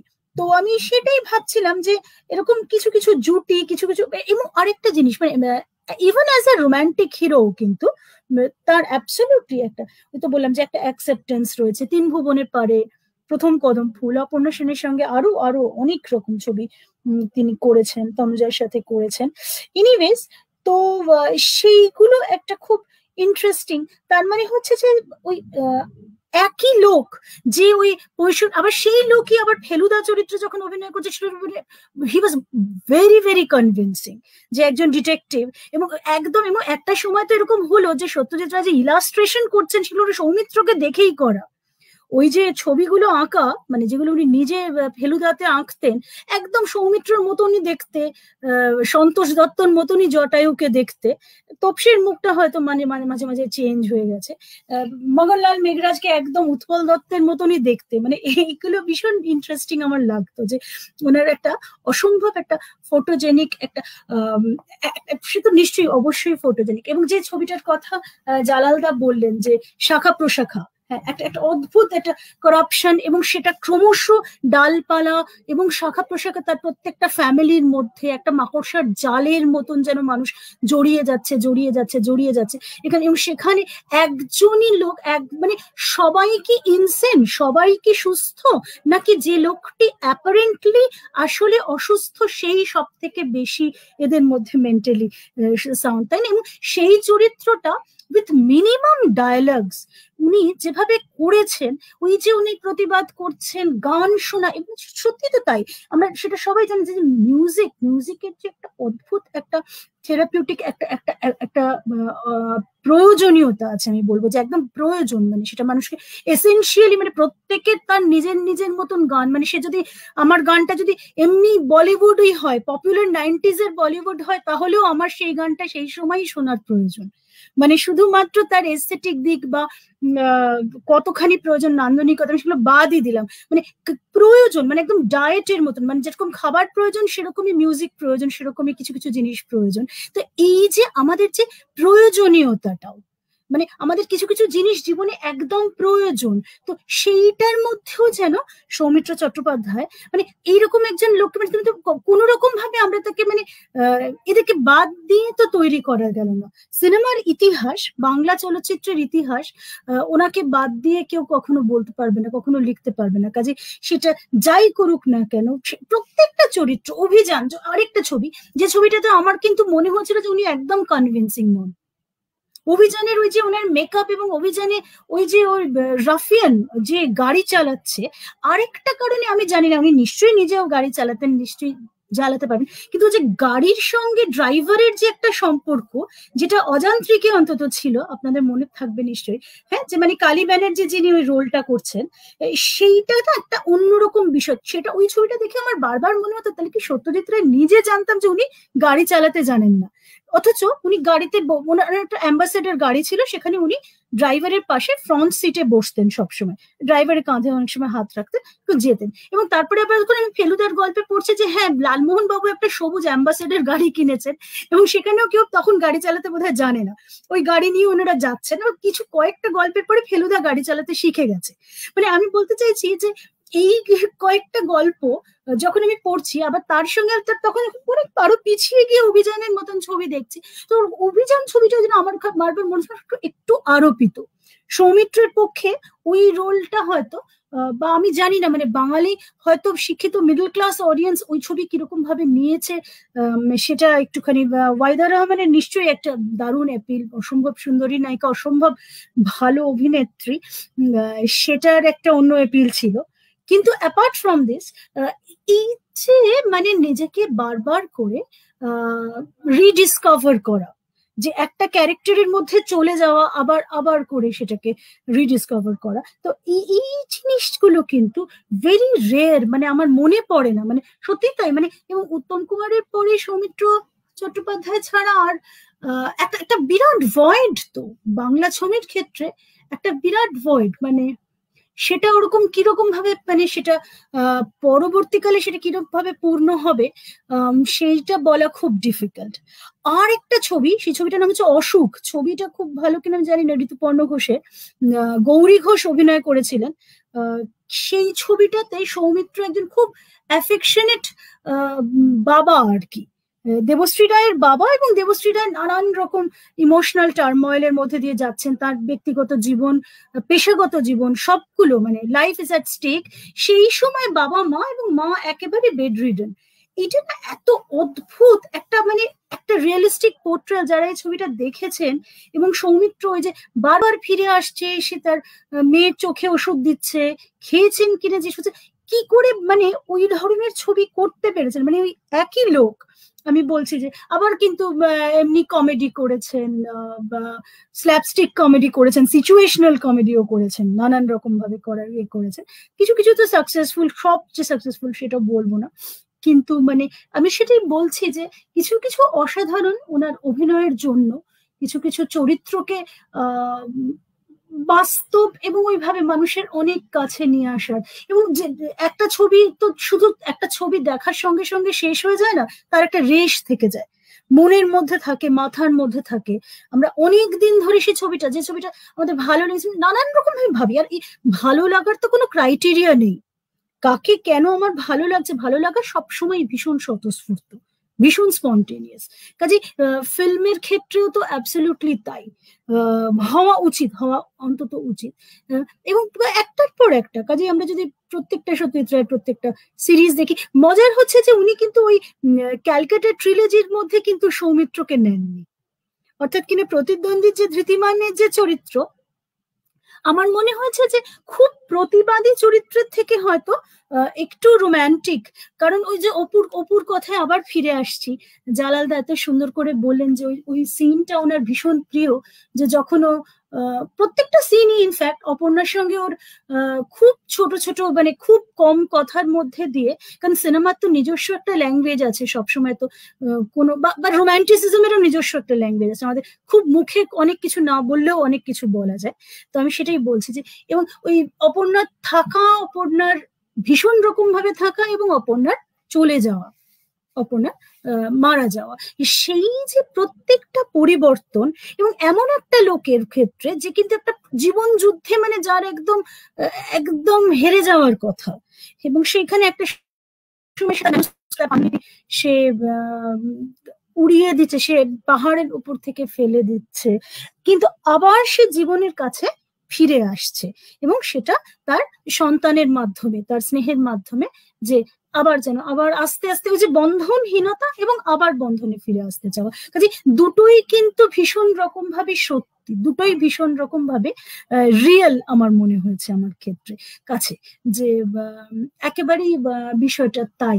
কাজে ওইখানে যখন অপুকে আমরা দেখছি যে অপু সে কবিতা পড়ে, সে থিয়েটারের ডায়লগ, সে সধবার একাদশী বোধে না, সধবার একাদশীটা বোধে দেবীতে, ওখানেও সে একটা নাটক, একটা থিয়েটার দেখতে গেছে, সেটা দেখে এসছে, এবং তারপরে ওর বন্ধু প্রণব পুলুকে বলছে যে এরকম এরকম লিখেছি, ওরকম ওরকম লিখেছি, হ্যাঁ। এবং তখন আবার কিন্তু ওই ব্যাকগ্রাউন্ডে ওই মিউজিকটা আবার ফিরে আসে, পথের পাঁচালী, যেটা থিম মিউজিক, যেটা অপরাজিতাতে যখন অপু পড়ছে কোন দেশেরই তরুলতা ফিরে আসছে। এই যে বারবার করে এই যে একটা সাইক্লিং এবং রিসাইক্লিং, এইটা ভেরি ভেরি ইন্টারেস্টিং। কাজে এইটা কিন্তু আমাদের সারা জীবন, মানে কিছু কিছু চরিত্র, মানে সেটা মানে ওই চরিত্রটাতে চোখ বন্ধ করে আমরা ওই একজনকেই, মানে একজনকেই দেখে যাব, একজনকে, মানে সেইটার আর কিন্তু রিপ্লেসমেন্ট হয় না। সেই কারণে হয়তো কিছু কিছু, মানে পথের পাঁচালী যে কেউ ভাবে কালার ছবি বানাবো, একটা সিকুয়েল বানাবো, মানে আমি বলছি যে মানে সেটা যেমন একটা খুব মানে হয়তো ডিজাস্টার হবে কি হবে না আমি জানি না, হয়তো খুব ভালো হলো, সেটা নয় যে মানে ক্লাসিক্স রিভিজিটেড হয় না, সেটা অ্যাবসলিউটলি নট। কিন্তু কিছু ক্ষেত্রে হয়তো মানে that might sound like a little conservative, যেটা যেমন আছে সেরকমই যদি থাকতো তাহলে হয়তো মানে বিষয়টা আরো ভালো হতো আর কি।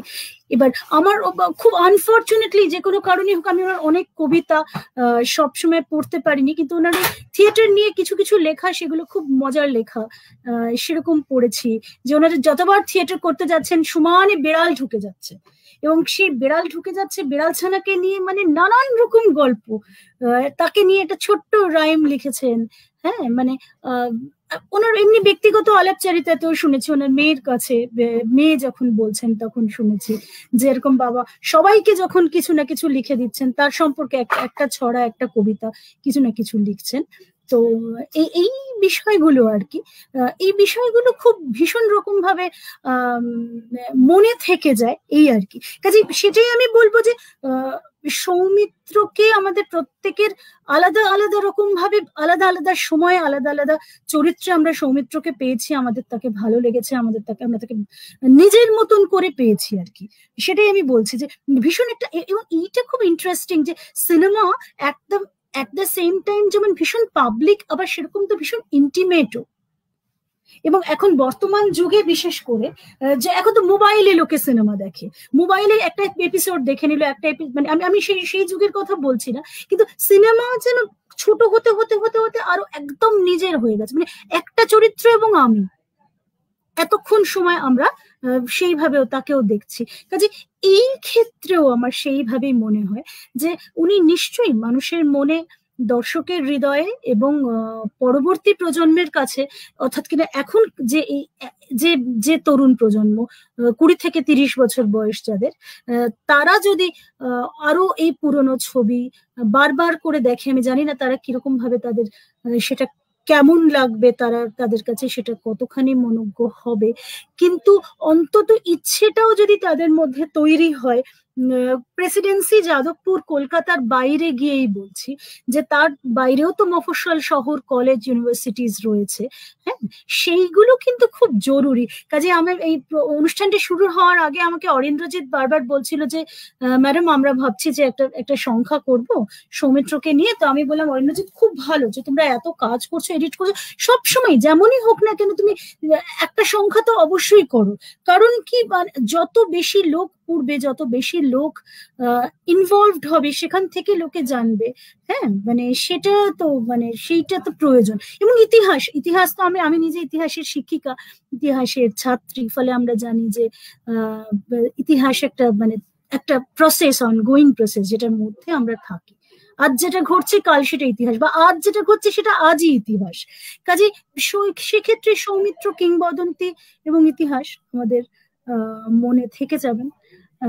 আর বিশেষ কিছু, খুব বেশি কিছু বলতে চাই না। হ্যাঁ নন্দিতা, তুমি ওই উত্তম কুমারের পরিপ্রেক্ষিতে বললে, আমার যেটা মনে হয় যে উত্তম কুমার তার নিজস্ব গ্ল্যামার সম্পর্কে খুব সচেতন ছিলেন, এবং যে কারণে উনি চাইতেন না যে খুব জনগণের মাঝখানে যেতে, যে খুব সহজে উত্তম কুমারকে দেখুক, এটা তিনি চাইতেন না। এবং আমরা পড়েছি যে শুভেন্দুকে একবার বলেছিলেন, যে শুভেন্দু চট্টোপাধ্যায়কে বলেছিলেন যে শুভেন্দুকে দেখছিলেন যে রাস্তার ধারে দাঁড়িয়ে সিগারেট খাচ্ছেন, উনি বলেছিলেন তোকে যদি রাস্তার লোকে যদি এইভাবে দেখে তাহলে কেন পয়সা দিয়ে টিকিট কেটে তোকে দেখতে যাবে, তাই না? কিন্তু হ্যাঁ, কিন্তু দেখো এর বিপরীতে সৌমিত্র চট্টোপাধ্যায় তিনি সচেতন ছিলেন তার অভিনয় ক্ষমতা নিয়ে, এবং তিনি জানতেন যে ওই উত্তম কুমারের গ্ল্যামারের পথটা তার নয়, তিনি গেছেন কোথায় একেবারে ওই যে কারণে তিনি নিজেকে সবসময় নায়ক ভাবতেন না, তিনি যে মূল চরিত্রাভিনেতা ভাবতেন। এবং যে কারণে ধরো তুমি যখন 60-এর দশকে কফি হাউসে বসে আড্ডা দিচ্ছেন কবিদের সঙ্গে, নির্মাল্য আচার্যের সঙ্গে, তখন উনি 6-7টা ছবি অভিনয় করে ফেলেছেন, কি আরো বেশি, এবং তিনি পরিচিত মুখ, এবং সেই অবস্থাতে তিনি সাধারণ মানুষের মধ্যে থাকছেন, তিনি অনুষ্ঠানে যাচ্ছেন, লোকজনের সঙ্গে মেলামেশা করছেন। তার কারণটা হচ্ছে এটাই যে উনি চাইতেন যে মানুষ তাকে দেখুক, মানুষের সঙ্গে তার ইন্টারাকশন, এটা তার একটা অভিনয়ের খুব একটা বড় ক্ষমতা। বাইরে যাচ্ছেন, চলে গেলেন বন্ধুদের সাথে বেড়াতে চলে গেলেন, বিকেল বেলা কেউ বললেন যে অমুক তমুক দারুণ রান্না করছে, চল ওর হাতে তো বানিয়েছে সেটা খেয়ে আসি, মানে ভীষণ রকম গ্রাউন্ডেড একটা মানুষ, ভীষণ রকম ভাবে, মানে এবং এটা উনি সচেতন ভাবে করেছেন, সেটা উনি সচেতন ছিলেন। ওনার রাজনৈতিক মতাদর্শ বা ওনার যে ওরিয়েন্টেশন সেইটার সঙ্গে অ্যাবসলিউটলি যুক্ত, যে ওনার মনে হয়েছে যে মানে মানুষের কাছাকাছি না গেলে তো মানুষের কথা ওইভাবে বলা যাবে না। এটা আসলে যেহেতু কবিতা লিখতেন, নাটক করতেন, যে কারণে মানুষের সঙ্গে একটা যোগসূত্র রাখার একটা প্রবণতা তার ছিল, সবসময় মানুষের কাছে গিয়ে। এবং ভেরি ভেরি ইন্টারেস্টিং হতে পারে ওনার কোনো একটা অভিমান বোধ থেকে উনি হয়তো ওই নেননি, কিন্তু পরবর্তীকালে তো উনি পেয়েছেন, দাদা সাহেব ফালকে পেয়েছেন, লিজিয়ন অফ অনার পেয়েছেন, মানে পদ্মভূষণ পেয়েছেন, কাজে সেই। কিন্তু এটা কোনো সময় এটা খুব শিল্পী ক্ষোভ বা অভিমান তো জন্মাই, যে আমি যতটা প্রাপ্য আমি সেটা পেলাম না, আমাকে লোকে সেরকম ভাবে বুঝলো না, সেটা হতেই পারে। যেহেতু উনি শুধু বাংলা ছবিতেই আমি জানি না একটা দুটো বোধহয় হিন্দি ছবি করেছেন, বা হয়তো একটা দুটো বা হিন্দি ছবি হয়েছে, তো বাংলা ছবি। উনি নিজে একটা নন্দিতা, উনি নিজে একটি ছবি পরিচালনা করেছিলেন, স্ত্রী কা পত্র বলে, মানে স্ত্রীর পত্রের হিন্দি অনুবাদ উনি নিজে ওটা পরিচালনা করেছিলেন। দেখা হয়নি, কেমন সেটা, কি কে অভিনয় কে করেছিলেন, সেটা কে ছিলেন? আচ্ছা, এটা আমি ছবিটা দেখিনি, ওটার সম্পর্কে আমি পড়েছি, ওটা দূরদর্শন থেকে করানো হয়েছিল। দূরদর্শন থেকে করানো হয়েছিল। আচ্ছা, একটা তো আমরা যেটা পুরনো দেখেছি মাধবী মুখার্জি, যেটা যে স্ত্রীর পত্র বাংলা,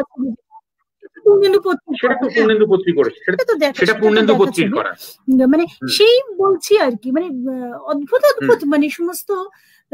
এবং তারপর একটা কি ছবি একটা দেখেছিলাম যেন ওনার, সেই ওই যে ব্রাহ্মণ, ভুলে যাচ্ছি, যে ওই সেই পিণ্ডদান নিয়ে আর কি গল্পটা, অগ্রদানী। আরো সংসার সীমান্তে, হ্যাঁ, তরুণ মজুমদারের ছবির কথা বলা হলো না, তরুণ মজুমদারের ছবিও কিন্তু বাঘিনী বোধহয় তরুণ মজুমদার, সরি, সংসার সীমান্তে, সংসার সীমান্তে তরুণ মজুমদার। আচ্ছা, এই যে দেখো একদম শেষের দিকে যে বেলা শেষে বা ওই যে পোস্ত ইত্যাদিতে করলেন, তো এইগুলোতে আলাদা করে অভিনয় করছেন মনে হয়, মানে ওই ছবির চরিত্রটি যেন ওই মানুষটি, বেলা শেষেও তাই, মানে এইটাই সব থেকে ইন্টারেস্টিং। কিন্তু হয়তো শেষের দিকে আরো মনে হয় যখন অমিতাভকে দেখি আমরা হিন্দিতে, যখন অমিতাভকে দেখছি যে অমিতাভের কথা ভেবে চরিত্র লেখা হচ্ছে, সেই জিনিসটা মনে হয় যে সৌমিত্রের জন্য কিন্তু ওইটা হয়তো ওইভাবে হয়নি। মানে হতে পারে যে আমি শুনেছিলাম যে ওনার একটা নিজের জীবনী নিয়ে একটা ছবি হচ্ছে যিশু, সেখানে অভিনয় করছেন যিশু সেনগুপ্ত সাধছেন সৌমিত্র, মানে একটা বায়োগ্রাফি, কোথাও আমি একটা পড়েছি এটা, মানে হয়তো সেটা হয়তো হচ্ছে ফিল্ম। কিন্তু মানে ওই যে অমিতাভ যে ওটিটি প্ল্যাটফর্মেও আসছে, এই গুলাব ও সীতাবর মতন ছবি হচ্ছে, হ্যাঁ, সেইগুলো হয়তো শেষের দিকে ওই এক্সপেরিমেন্ট গুলো করেননি, যে মানে বাংলাতেও যে সমস্ত হচ্ছে, যে নেটফ্লিক্স বা হইচই বা আরো সব নানান রকম আছে, হটস্টার ইত্যাদি, কিন্তু সেটাও একটা মানে ওনাকে মিস করা আর কি, মানে এই প্ল্যাটফর্ম গুলোতেও মানে না সেটা। হ্যাঁ, এটা একটা বড়, আমার মনে হয় জালালদা এই বিষয়ে একমত হবেন, যে সৌমিত্র চট্টোপাধ্যায় একই সঙ্গে, মানে যেটা আমরা অমিতাভ বচ্চনের ক্ষেত্রে জানি না আমি কতটা সত্যি, সেটা হলো সৌমিত্র চট্টোপাধ্যায় জীবনের শেষ দিন পর্যন্ত, মানে উনি যতটা সময় দিতে পেরেছে,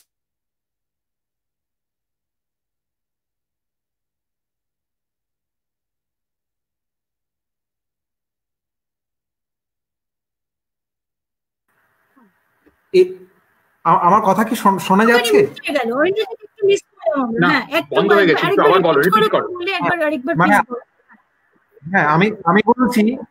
হ্যাঁ, আমি বলছি যে মানে সৌমিত্র চট্টোপাধ্যায় যতদিন পর্যন্ত তার এই যে কোভিড পরিস্থিতি ছিল না, তার আগে পর্যন্ত কিন্তু উনি থিয়েটারটাকে কিন্তু একদম মানে রেগুলার বেসিসে করে গেছেন। তো এইটা তো একটা বড় কারণ, যে উনি, যেটা আমরা বলিউডের ক্ষেত্রে কিন্তু সেই অর্থে মানে দেখতে পাই, আমরা শুনি অমিতাভ থিয়েটার করছেন। হ্যাঁ, তো এই যে ঠিক কথা, হ্যাঁ, থিয়েটার ভালোবাসতেন নিশ্চয়ই, ওইটা এবং হ্যাঁ হ্যাঁ একদমই একদমই। এবং এখানে আরেকটা ব্যাপার হলো যে জালালদা খুব ভালো একটা পয়েন্ট বলেছেন, যেটা আমার মনে হয় যে ওনার যে শেষের জীবনে আমরা খুব, মানে ওনার মৃত্যুর পরে একটা ছোট ভিডিও ক্লিপ আমরা বারবার ফিরে ফিরে ফিরে ফিরে সোশ্যাল মিডিয়ায় দেখতে এসেছি, যে আমার সমবয়সী তো বন্ধুরা সবাই চলে গেলেন, এবার হয়তো আমার যাবার পালা।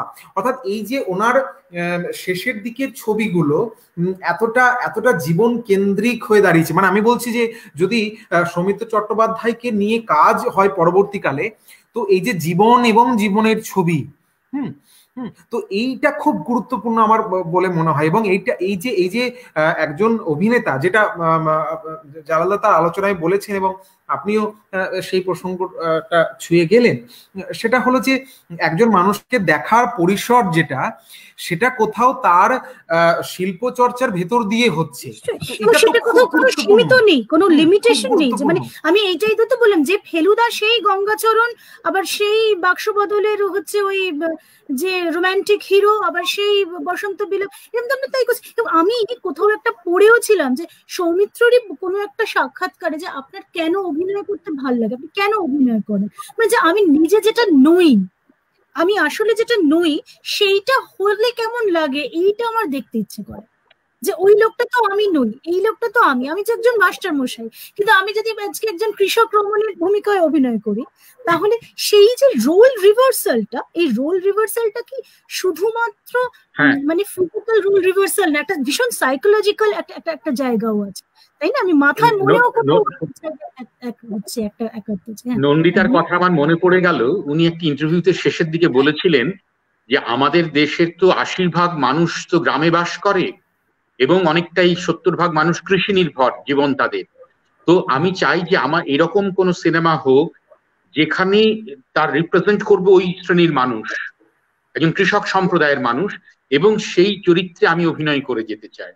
তুমি দেখো তারপরেই এই যে আমাদের দেশে যেভাবে কৃষক আন্দোলন শুরু হয়েছে, যেভাবে কৃষক প্রতিবাদ শুরু হয়েছে, আজকে মিলিয়ে নাও সৌমিত্র চট্টোপাধ্যায়ের কথার সঙ্গে।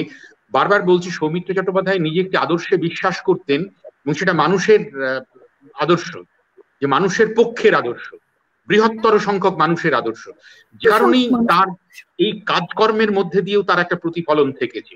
কেন তিনি এই ধরনের কাজগুলো করতে চাইতেন? নিশ্চয়ই নিশ্চয়ই, সবসময় উনি যে দলকেও বা সমর্থন করেছেন তার প্রতি ওনার একটা সম্পূর্ণ ডেডিকেশন ছিল, উইথ ট্রু ডেডিকেশন অলসো। এবং এই যে ধরো যে কৃষক পরিবার নিয়ে একটি সিনেমা তৈরি হোক কৃষক চরিত্র নিয়ে, এইকে ভাবতে পারা খুব সহজ কথা নয়, খুব মানে তুমি ভাবো আরবান শিল্পীরা কেউ এটা ভাবে না। একদমই, তো আমি সেটাই বলছি যে উনি যে নিজেকে বারবার ভাঙচুর করছেন, আবার ফিরে আসছেন, আবার চলে যাচ্ছেন, আর অজস্র বাংলা ছবি, মানে যে ছবিতে উনি কোনোটাতে শ্বশুর মশাই, কোনোটাতে বাবা, কোনোটায় রাগী, কোনোটায় কমেডিয়ান, অজস্র করে গেছেন, নানান করে গেছেন, মানে সে কেউ মনে রাখবে। একটা তো আমি ছবি বোধহয় দেখেছিলাম, রাজামশাই সেছিলেন শীর্ষেন্দু মুখোপাধ্যায়ের গল্প অবলম্বনে, সেটা হচ্ছে বোধহয় কি বল্লভপুরের রূপকথা না কি, বল্লভগড়ের রূপকথা, বল্লভপুরের, হ্যাঁ, সেখানে সবই খুব মজার, শুধু রাজা তিনি বীরভূমিয়া ভাষায় কথা বলেন। মানে পুরোটা ওইটা কিন্তু আমার মানে অদ্ভুত ব্যাপার, মানে পুরো গল্পে মানে নানান রকম আর কি, মানে রাজা হচ্ছে কিন্তু ওই বীরভূমিয়া ভাষায় কথা বলেন, আর রানী বোধহয় ঘুঁটে দিতেন, তারপরে সেই ছেলে ফিরে এলো, ওনার যে ওই গল্পটা আর কি। তো কিন্তু খুব খুব মানে করেছিলেন, মানে কনভিনসিং, মানে সেই রোলটা কমেডিয়ান হলেও কিন্তু খুব মানে মনে হয়নি আর কি, যে আসলে তো রাজাও নয়, জমিদারও,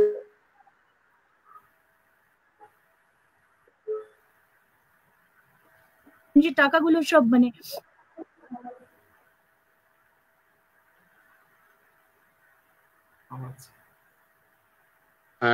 অরিন্দ্রজিৎ, এবারে আমরা শেষ করি নাকি? হ্যাঁ, আমরা নন্দিতাদি সম্ভবত নেটওয়ার্কের হয়তো সমস্যা হচ্ছে। হ্যাঁ, আমরা আমাদের মধ্যে তপন বাবু এই মুহূর্তে দেখতে পাচ্ছি না, তপন বাবুকে সম্ভবত ওনারও হয়তো নেটওয়ার্কের কিছু প্রবলেম হয়েছে।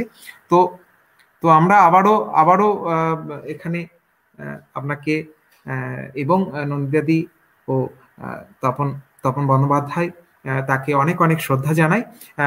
জালালদা যাবার আগে আমি একটা ছোট্ট ভিডিও তৈরি করেছিলাম, সেটা আমরা যেতে যেতে দেখে নেব, যেতে যেতে ভিডিওটা দেখে নেব, আমি ওইটা একটু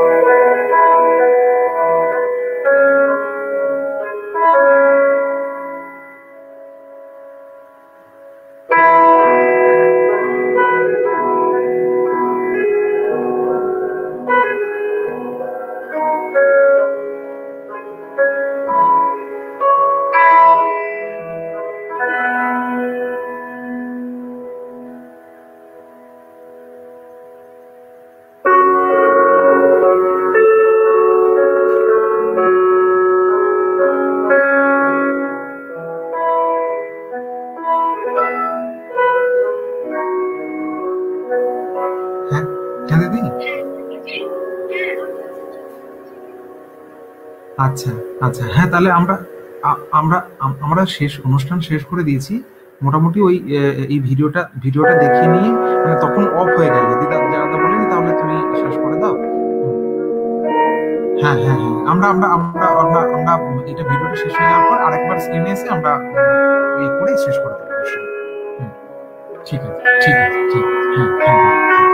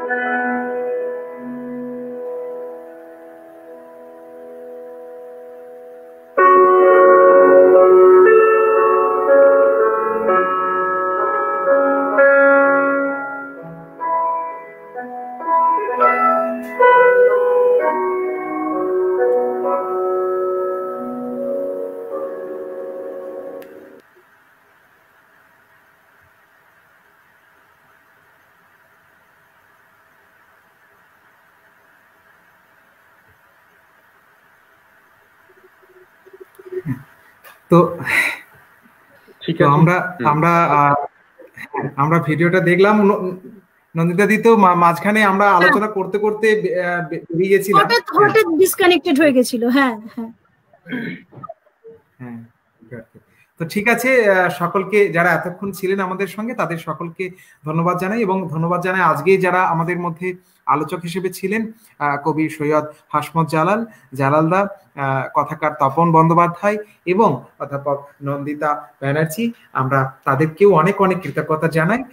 সকলকে শুভরাত্রি। তো আজকে অনুষ্ঠান এখানেই শেষ করছি। অনেক ধন্যবাদ অরিন্দ্রজিৎ, অনেক ধন্যবাদ জালালদা, অনেক ধন্যবাদ তপন বাবুকে।